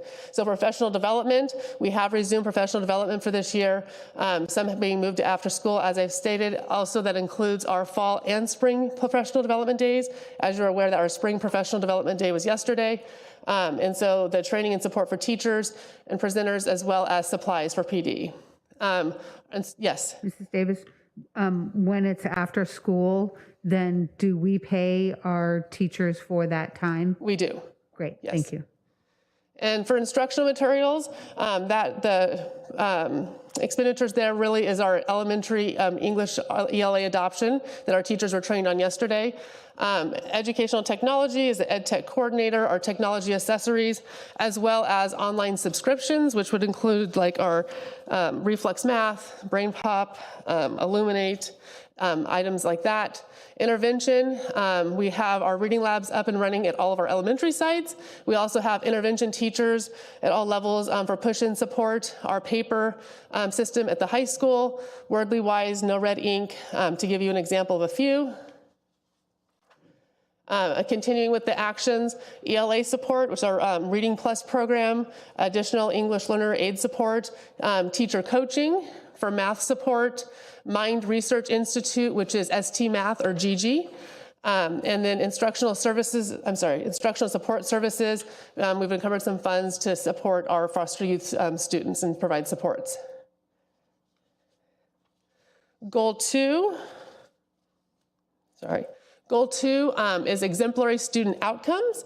And so our data that we have to report is the results there of our district benchmark number 1.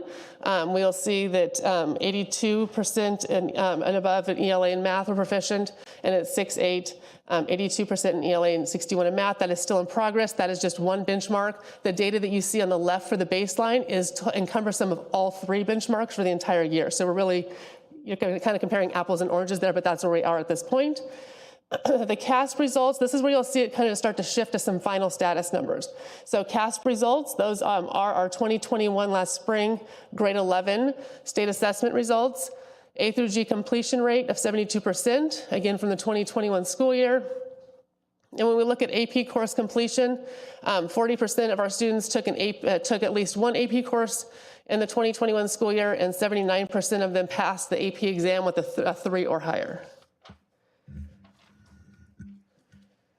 Continuing with goal 2 metrics, our CTE course completion, 37.5% of our students completed at least one CTE course in the 2021 school year. Our dual enrollment, we had 55 students in the fall and 67 students in the spring from last school year. Our seal of biliteracy was up. 42% of our graduating class last year did graduate with a seal of biliteracy. And our English proficiency, which is really our LPAC assessment, which we're in that window right now of assessment, from last year's summative results, 33.6% of our students improved by 1 level or more on that assessment.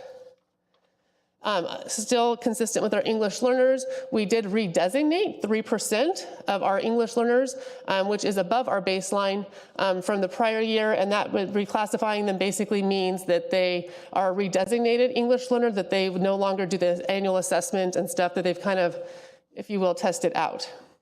And then our college preparedness, based on the EAP, the early assessment program, that's part of the CASP, 30%, 84% were either conditionally ready or ready in ELA, and 59% were conditionally ready or ready in math. And those, again, are our final numbers. So you'll see anything with the final status, you'll see reported again in our LCAP in the spring. For our actions for goal 2, so district benchmark 1, as I mentioned, has been administered. In increasing A through G completion, that's really our college days, APEX, the Griffin Connections program. Increasing AP access. So you'll see not much has happened there. AP really is the first 2 weeks of May. So we're just right now in that registration process. Students have registered, but they're just starting to pay and kind of get that ball rolling. Our co-teaching model is being implemented with CTE, Project Lead the Way, STEAM, and Makerspaces. We do have Amplified, which is like part of Google Workspace. And this is really just the additional Google apps and tools to help facilitate student learning. With our metrics continued, 66% of our students last year were connected to one or more activity. You will see that is down from the prior year, but that was expected due to the pandemic and the different types, a lot of activities and clubs were not, students didn't have as many opportunities to engage as they had in the prior year. Graduation rate was 98.1%. Dropout rate, we had 4 students in 6-8 and 4 students in 9-12. And chronic absenteeism, 3.4%. Moving into goal 3 is exemplary connection. So goal 3 for us in the LCAP, our suspension and expulsion rate was 0.2%. Parent engagement through our parent education nights, we do have those scheduled for the remainder of this year. School facilities, that's kind of in progress. We typically on the LCAP will look at that at the year end and kind of recap everything we've done with facilities repairs and updates as needed at the end of the year. Attendance rate 96.6. And when we look at the actions for goal 3, as far as student engagement, that's our challenge success at the 6-12 level, typing club, parent engagement. There's been some supplies for parent ed nights. Student safety, additional security has been provided for a healthy and drug-free learning environment, different things for Peace Week as well as Red Ribbon Week. And then with student mental health and social emotional well-being, our social emotional learning curriculum second step at the K-5 level, different supplies necessary for our well spaces, as well as our monthly wellness initiatives for students and staff. So I know that's a lot, but that is kind of the data in a nutshell, if you will, of where we are kind of mid-year on the LCAP. So where we're kind of going from here is, as always, we're committed to implementing the LCAP and providing all the necessary services and supports to our students that we can. The supplement to the annual update, which are those 5 prompts and those narratives, will be included in the 22-23 submission in June. And then right now where we're at in the development of the 22-23 LCAP really is we're getting ready to push out the first week of May our stakeholder survey that will go out to all students, parents, and staff to kind of engage them in different areas of the LCAP as we're starting to write and get those goals and actions for 22-23 set up. And with that, is there any questions?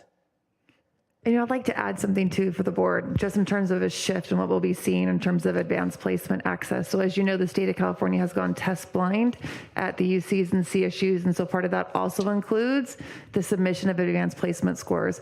So I think we do anticipate to see not less students taking a class, because the rigor of a transcript will be more important maybe than previous years, but not so much in taking the assessments when we look at that data. So if you're applying to a Cal State or UC, you cannot submit a test score when you apply to the college or university. Once you're accepted, if you received a score on the test that would then yield you college credit, you can submit that information. But I know that we're definitely hearing from our counselors and our parents a very different intent, maybe to not take those tests with that kind of large pressure on their student, but just to enjoy the class and take it during the process with that huge shift from the Cal States and UCs. But there are other universities that can and will still accept it. Absolutely. Out-of-state universities, privates, all have unique requirements. But, for many of our students, the UCs and CSUs are a major part of that application process. And do you know why I can think of many students that I know that really basically started their sophomore year in college because they took so many AP classes that they were able to do that. Do you know why that shift is? Well, I think something that we're also seeing is just more of an emphasis on dual enrollment. So you can enroll in a dual enrollment class through our partnership with Cypress Community College. And if you receive a C or higher in the class, it's guaranteed college credit. Where for a student taking an AP class, I could, get an A in the class and get a 2 on the assessment and have gone through that rigorous course and done well in the day-to-day course offerings and pre-assessments, and then not receive college credit because my score on that AP test didn't yield me that credit. So I think there's also just a shift in the opportunities for students that we're seeing in terms of those who are looking to be college-bearing upon entrance into a 4-year school. Thank you, Mrs. Reed. That was helpful. And part of that, though, I just want to make sure the community really understands there still is value in AP classes for some students, because it depends why you're taking the class. For the very reason that you just mentioned, President Hill, if the student takes the AP class, passes with a 3 or above, they actually do receive college credit. So they will still be able to, it'll still be able to assist the students on their college years to reduce a class. It just won't necessarily be a benchmark for them to get into a university. They're going to have to get into the university based upon test blindness. But they'll still be able to not have to, if we take AP calculus, I won't have to take that calculus college class if I've passed with a 3 or above. Okay. I just want to tag into that. My granddaughter's a senior, and she was making comments about one of her AP classes and the rigor in it. And I looked at her and I said, regardless if you pass your AP tests, you're taking this AP class, it's AP statistics, which I think everybody should probably take, including myself, because we use statistics in our life constantly. And I said, right now you're 17 years old, you're doing the homework, you're getting the work done. Yes, it's hard. Yes, it's challenging you, but you're doing college level work. And she went, oh, you're right. So I think that alone for a student to take an AP class or a dual enrollment class tells them, I can do this. And I think that it's almost regardless whether they pass the test or not.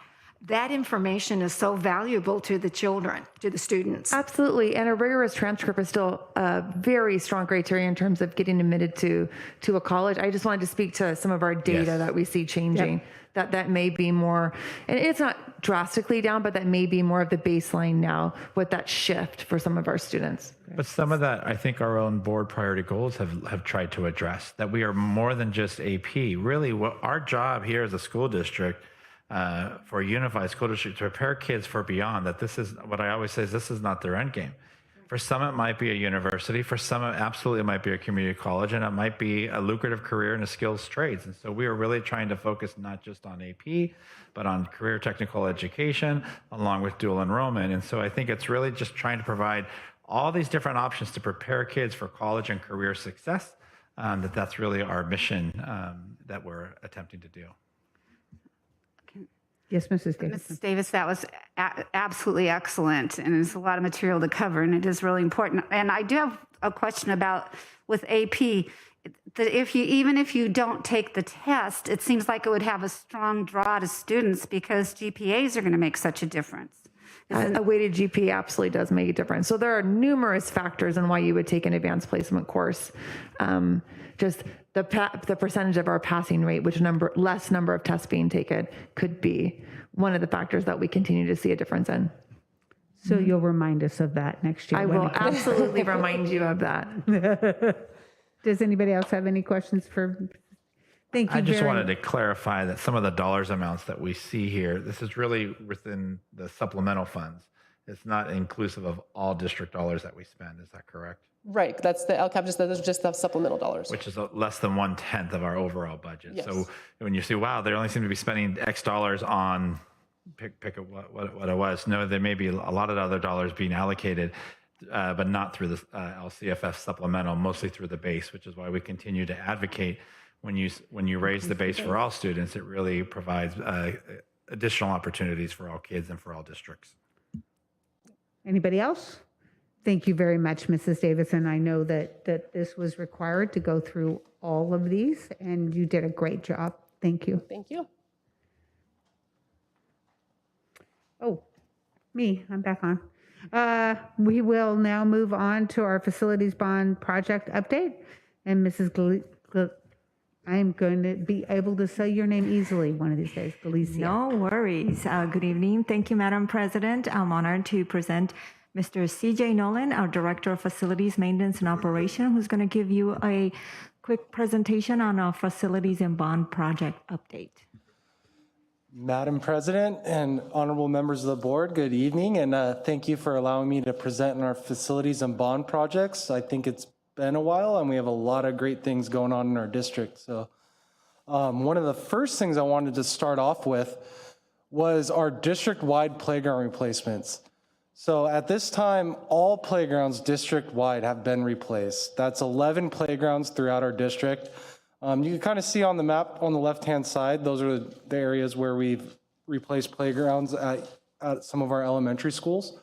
As you know, the most recent playgrounds that we've replaced are Lee Elementary School, 2 playgrounds at Los Alamitos Elementary School, and finally a playground at Weaver Elementary School.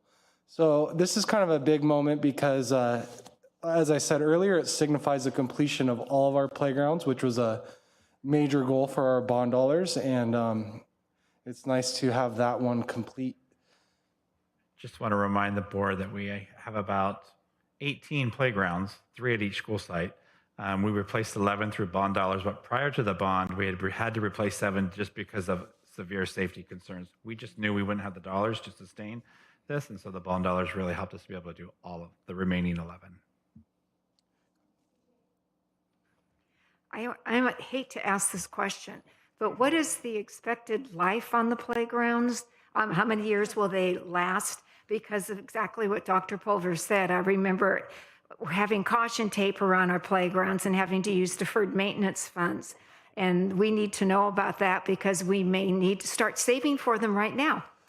Absolutely. So the average playground lasts anywhere from 20 to 25 years, depending on how heavily it's used. And a lot of the products that we are installing now have a much better lifetime than some of the products we've installed in the past, just as technology evolves. And we really try to get to a point of flexibility where parts can be replaced as needed and without having to necessarily replace an entire playground as well. No problem. Moving on to the next project over at Los Alamitos High School, we have our multi-story STEM building, and I'm sure if you've driven by, you can see it's coming along great. Our current construction activities, starting off with the exterior enclosure, or basically the walls along the outside of the building. Right now we're installing all of our metal panels. We're finishing up the brick veneer. We're installing the curtain wall and the glazing, or the glass system that is going on all the windows as you drive by. On the interior portion of the building, we are still doing insulation and drywall throughout, and that will continue through the rest of February, where then we'll follow up with some of our finishes, and we're really having some meetings with our subcontractors just to make sure all of our finishes are ready to go and any prep work to install those finishes is being taken care of. One of the big milestones that we've hit because we were concerned about some supply chain issues with COVID was obtaining and getting our main electrical switchgear, which we have received, and our rooftop HVAC units, which we've also received. So those are items that we really had concerns just due to lead times. We wanted to make sure we got our order in early, but even with our order in, it was still delayed a little bit. But we were able to capture that within our schedule because we got that order in so early. But it is a good milestone to finally have that because those are items that we desperately need to complete the project. So having those is huge. The next item I have is the elevator installation. So that is beginning this month. One of the reasons why we had to kind of wait for the finalization of installing our elevator was because we needed the electrical switchgear to power the elevator. We were currently installing everything using a generator before. So being able to have that switchgear really allows us to tighten up some of those loose ends that we've been moving forward with. And lastly, we have the grand staircase located on the back side of the building, where we'll be completing the rebar and the concrete forming and pouring the concrete as well. In addition, we've had a couple little alterations throughout the project through communicating with our staff at the high school and coordinating with the administration at the high school as well. One of those has been the science department and the size and spacing of the islands. So one of the biggest things with this building is we wanted to ensure that the space was going to adequately serve our teachers and our students and be the most efficient, effective learning space for our teachers. So throughout, we've came and we've checked and we've double checked the island sizing and really tried to give everyone a visual of what this space is going to look at. And that's also been accomplished through several tours with staff. I think we also have a tour scheduled next week with some of our math teachers as well. As we've gone over some of the islands with the high school staff, one of the things that was mentioned was needing a larger counter space for experiments and for students to be able to sit on both ends of the islands. So we were able to work with our contractor and able to get that done. And those are being fabricated and those will be being installed over the next month or so. The next item we have is one of the classrooms on the first floor. From talking and coordinating with the staff at the high school, we felt it was really important to have an attendance office that was both facing the exterior of the campus and located to serve the public. So if you recall, our attendance office currently is more centralized on the campus. And with this new building really being that exterior face for the school, we wanted to make sure we were able to have an attendance office that would be able to serve the public, parents, students walking up. So one of the things we are doing with that classroom is it had a exterior window system that we are switching to a transaction window where staff will be able to be on one side and the public will be on the other. And lastly, we had a couple minor changes to our robotics and engineering lab where we've made modifications to make sure we could accommodate desktop computers. With the robotics lab, a lot of the computing that is required is more it's more heavy lifting than our Chromebooks or laptops can really perform. So we wanted to make sure that we had the data and power capabilities to have desktop computers through floor boxes along the center of the room. So there's not cords or anything that may be a potential tripping hazard in the future. And I wanted to start off with or go on to some pictures of some of the things I just said. So as you can see, this is a picture from the second floor. You can see the insulation going in with the drywall that will be going up shortly after that. So this insulation provides multiple benefits to the building. It provides a sound barrier, so there's more sound contained to each classroom, and a heating and cooling element where it'll keep our classrooms more energy efficient as well. As you can see in this picture, this was the installation of the glass or the glazing going on in the exterior of the building. These are big, thick, triple paned pieces of glass, so it'll also be energy efficient for our new building as well. And then this really highlights those blue metal panels. They're also seen in white towards the top of the building and then on other locations of the building. And it really provides a great opportunity for the low-sal colors to really pop at the front of the school while still having a collegiate and secondary level look that sets it apart from our other schools. Yeah, so moving on to our second gymnasium at the high school. We are completing the schematic design. We've met with all of our user groups and we've collected input. And really, we found out what those user groups' needs are, their wants, and the overall functionality that they would need or want from a second gymnasium. So if you see at the bottom, those are the first 3 preliminary layouts that were provided from our architecture firm. Now, once we received those layouts, we as a team in coordination with the high school staff provided feedback to our architect, and we told them features that we liked, we disliked, and we really made some adjustments. And on the next slide, you'll see where we're currently at. But I just wanted to show you, kind of take you along the path of how we got to where we are. So as I said, we've been establishing layouts. West Group is consulting with a third-party estimating consultant, and they'll be developing the first design estimate for the new gymnasium that we're expecting to receive tomorrow, actually. Because I just want to remind the board, when we said to go ahead and move forward, we know within a price range approximately where we need to be, and so we haven't committed yet. Is it going to be a competition or a practice? But we have committed it'll be a practice. We said, let's get started. We can scale up or scale back. And what I love right now about working with West Group and then even getting some other considerations, perhaps through Erickson Hall, is to give us some preliminary estimates to see, is this even feasible? Or do we need to go back and retweak some of this because maybe it's getting too big, too small, whatever it needs to be? Because we also don't want to shortchange ourselves and realize we could have made the competition gym because we'll never go back and do this opportunity.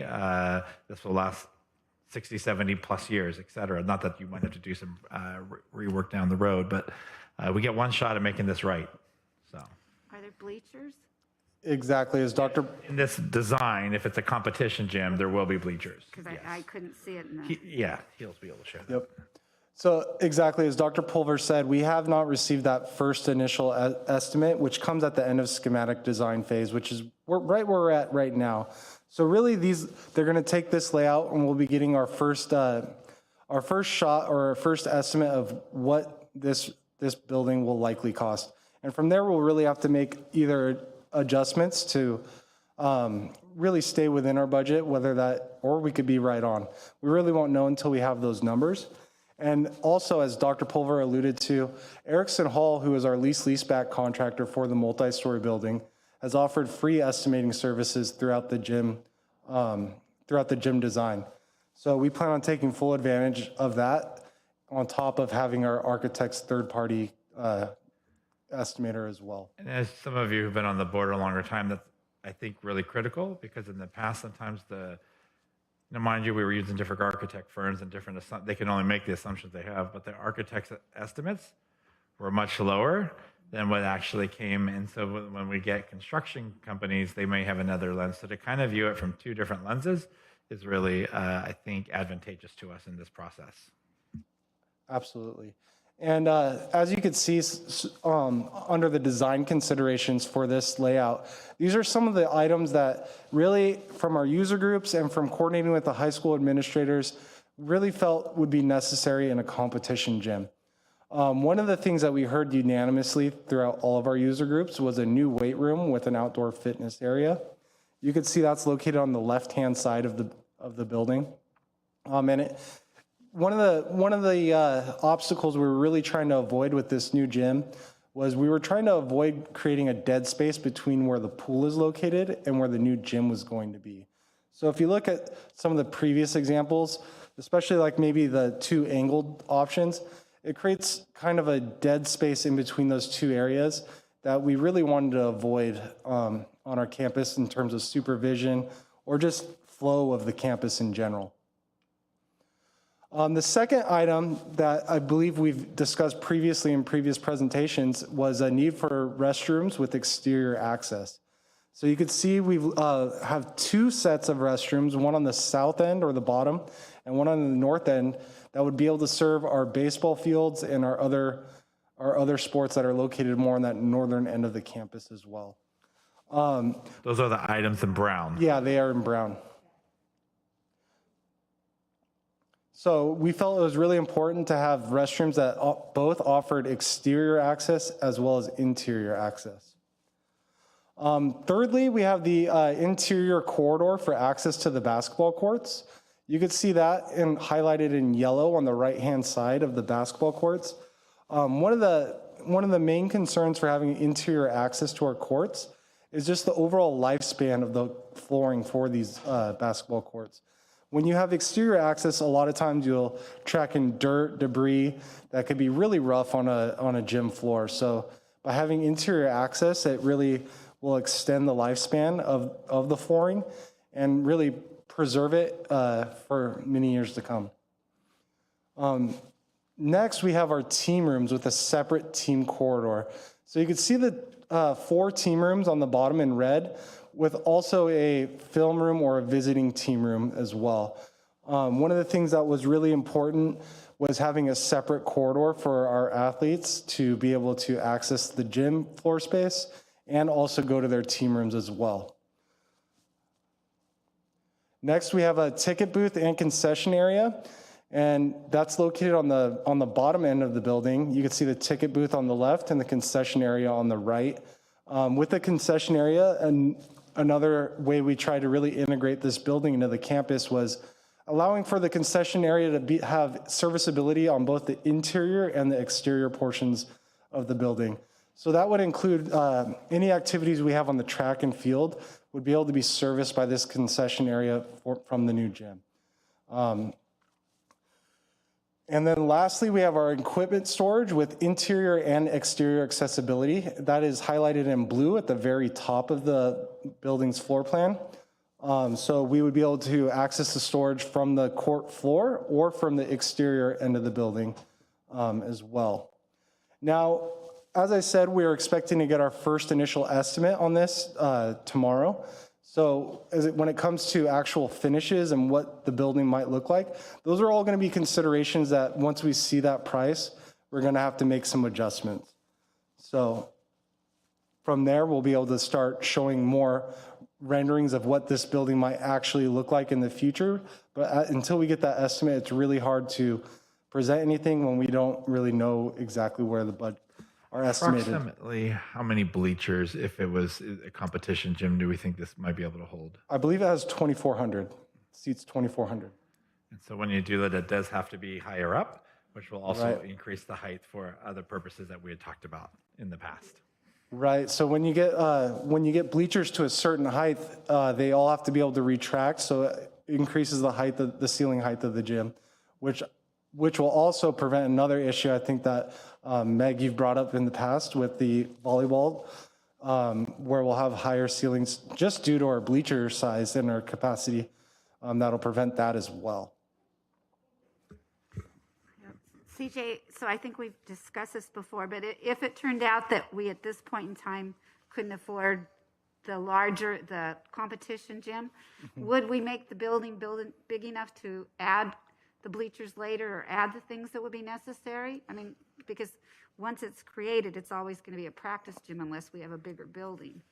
It does get a little more difficult to add things like that at a later date, but what we would do during the design is we would do everything possible to future-proof it and really take considerations for things we can do in the future.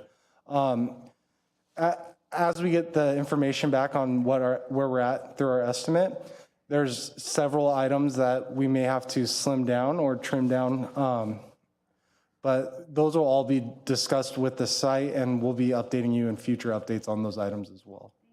The biggest factor is probably going to be just the overall square footage. If you think about construction, it's the price per square foot. So if it's a practice gym, we still know we need 3 courts. We know we still need to do a weight room. So that's probably, we know we need to likely do the exterior bathrooms to service both baseball facilities that are over there in the field, as well as the other bathrooms there. So you're probably talking about whether it be some of the team rooms there to reduce some square footage, but there might be some other creative options too. Maybe it's using different finishes, things of that sort that could get us closer. And as Diana had shared earlier, if potentially we could get any matching funds too. What I would hate to do is be short-sighted, like I said, and let's say it's $1 million off, and yet we know we'll never go back for that very purpose. And so we'll have to make some decisions about what does that mean down the road with the other projects, remaining projects, which is modernize the remaining of the classrooms at the high school that aren't going to be in the STEM building, and trying to do something with updating some aspects of our Performing Arts Center.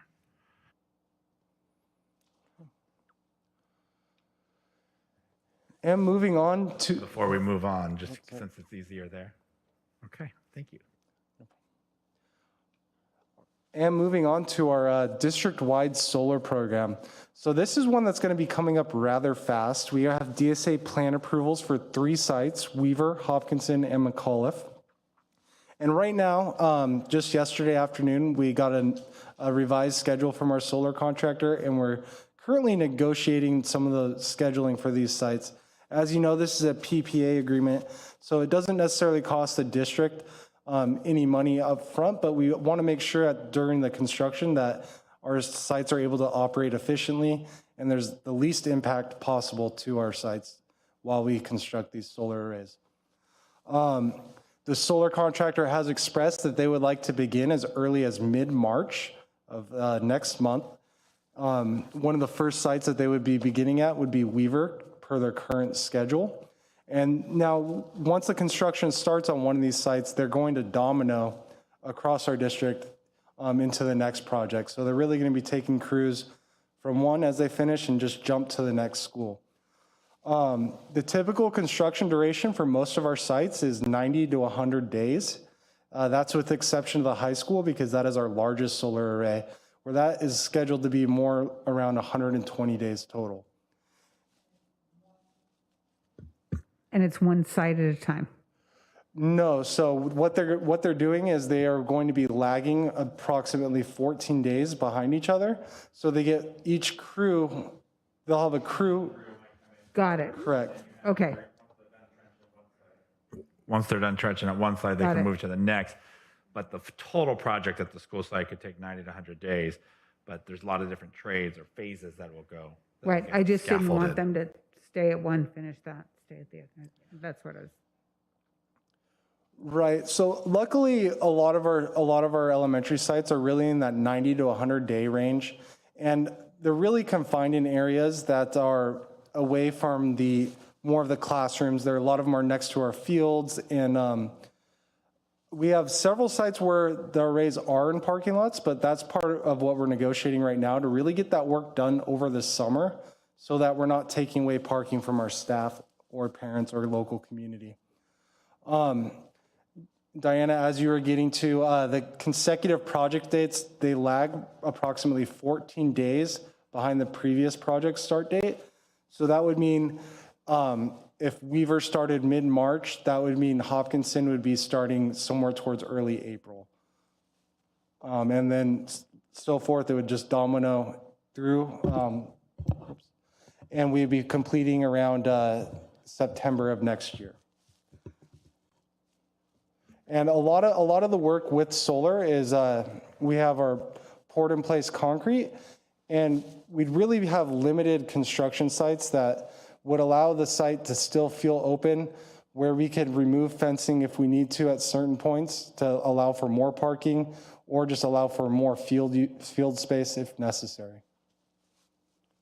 You may wonder why Weaver or why Hopkinton first. It really is based upon the plans that have been approved through DSA. So you can see there's only technically 3 plans that have been formally approved. And we can't do all that planning, and they have to order the supplies, et cetera, until the plans are formally approved. So we're really just at the mercy of how they get approved through DSA.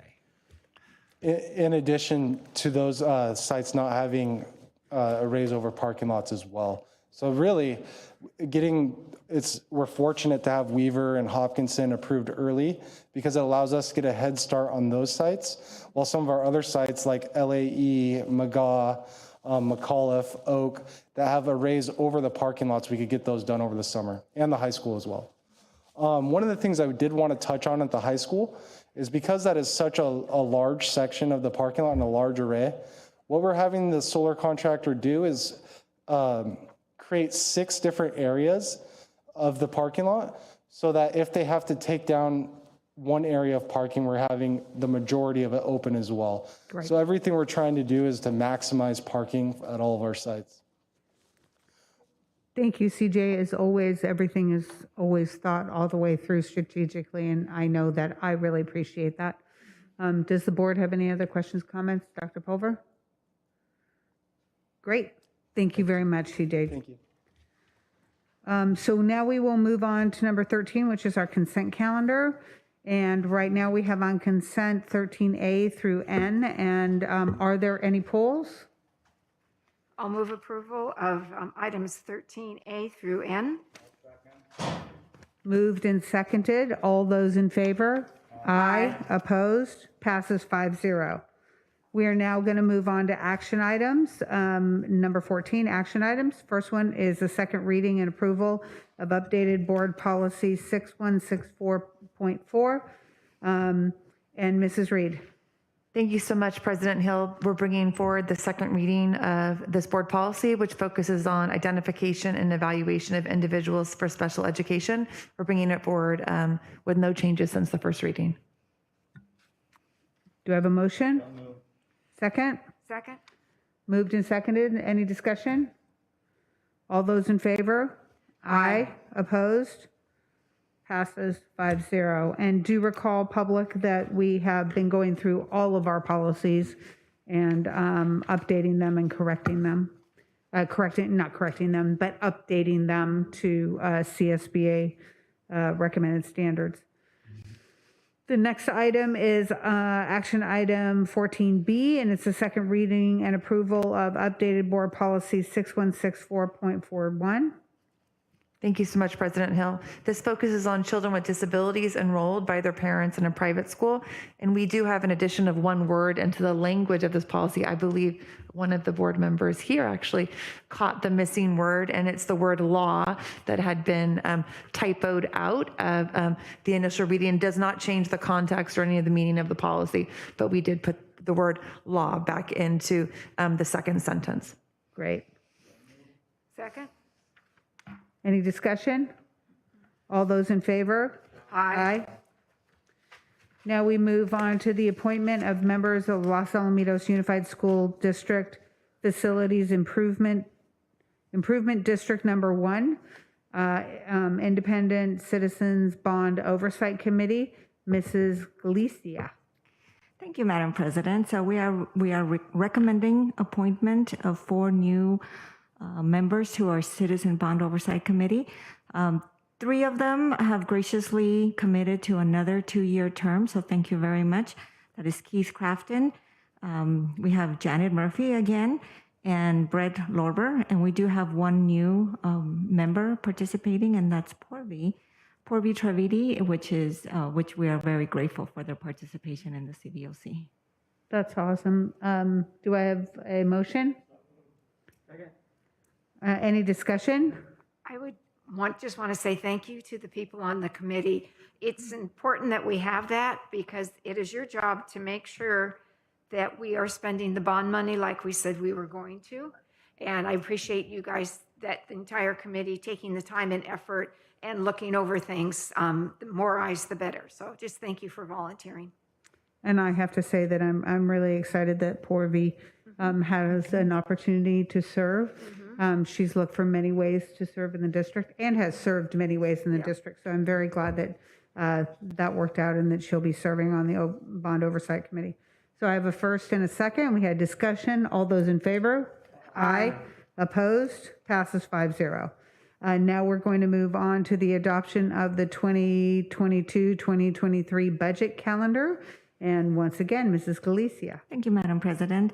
As pursuant to Board Policy 3100, we are required to present to the board our budget calendar for this year and next year of 22-23. Awesome. Do I have a motion? Any discussion? Just thank you very much for all of your hard work, and it is very nice to see that we have a very straightforward budget process. Thank you. I would call it a constant process. Yes, it is a And constant you saw process. the calendar. I thought you could simplify it by just say everything all the time. There you go. So I have a first and a second. I've had discussion. All those in favor? Aye. Opposed? Passes 5-0. And we now are moving on to the approval of the comprehensive safe school plans. And they were very detailed and very appreciated. But Mr. Frazier. Thank you, Madam President. As you know, the requirement by Senate Bill 187 requires us to annually review and approve our comprehensive safe school plans. These plans address physical environment, school climate, safety strategies, child abuse, reporting procedures, and numerous other items. So I'm bringing the comprehensive safe school plans forward as presented. Thank you. Do I have a motion? Moved and seconded. Any more discussion? All those in favor? Aye. Opposed? Passes 5-0. We are now going to move on to warrants, and warrants are the checkbook of the district. We all get the opportunity to go through all of them and ask questions as we see fit. Only 29 pages, I think. I'm not looking forward to a month going by. Oh, yeah. So I need a motion. Second. Any other discussion? Yes, sir. Do you know how much we spent on marshmallows last month? No, I do not. All those in favor? Aye. Opposed? So you agree with the marshmallows Passes 5-0. Now we move on to the acceptance of donations. And we have a very generous community and really appreciate what they give, and that this isn't even a complete reflection of everything that is donated to our district. And we're just very grateful and thank you very much. Mini trampoline. Total monetary donations, $90,646.20. And year to date, $679,904. Thank you very much. Do I have a motion? Yeah. Any other discussion? Thank you. All those in favor? Aye. Opposed? Passes 5-0. We now move on to the classified personnel report and the certificated personnel report. Dr. Frazier. Thank you, Madam President. And we are still working hard to fill vacancies with our classified employees, but we're bringing forward both the classified and certificated personnel reports as presented. Any discussion? All those in favor? Aye. Opposed? Passes 5-0. That will move us back into closed session. We will be going back into closed session. So I do appreciate everybody who came and spoke at the meeting, and certainly we like to hear what the public says and what our parents are also thinking and what's on their mind. So we'll move into closed session, and thank you very much.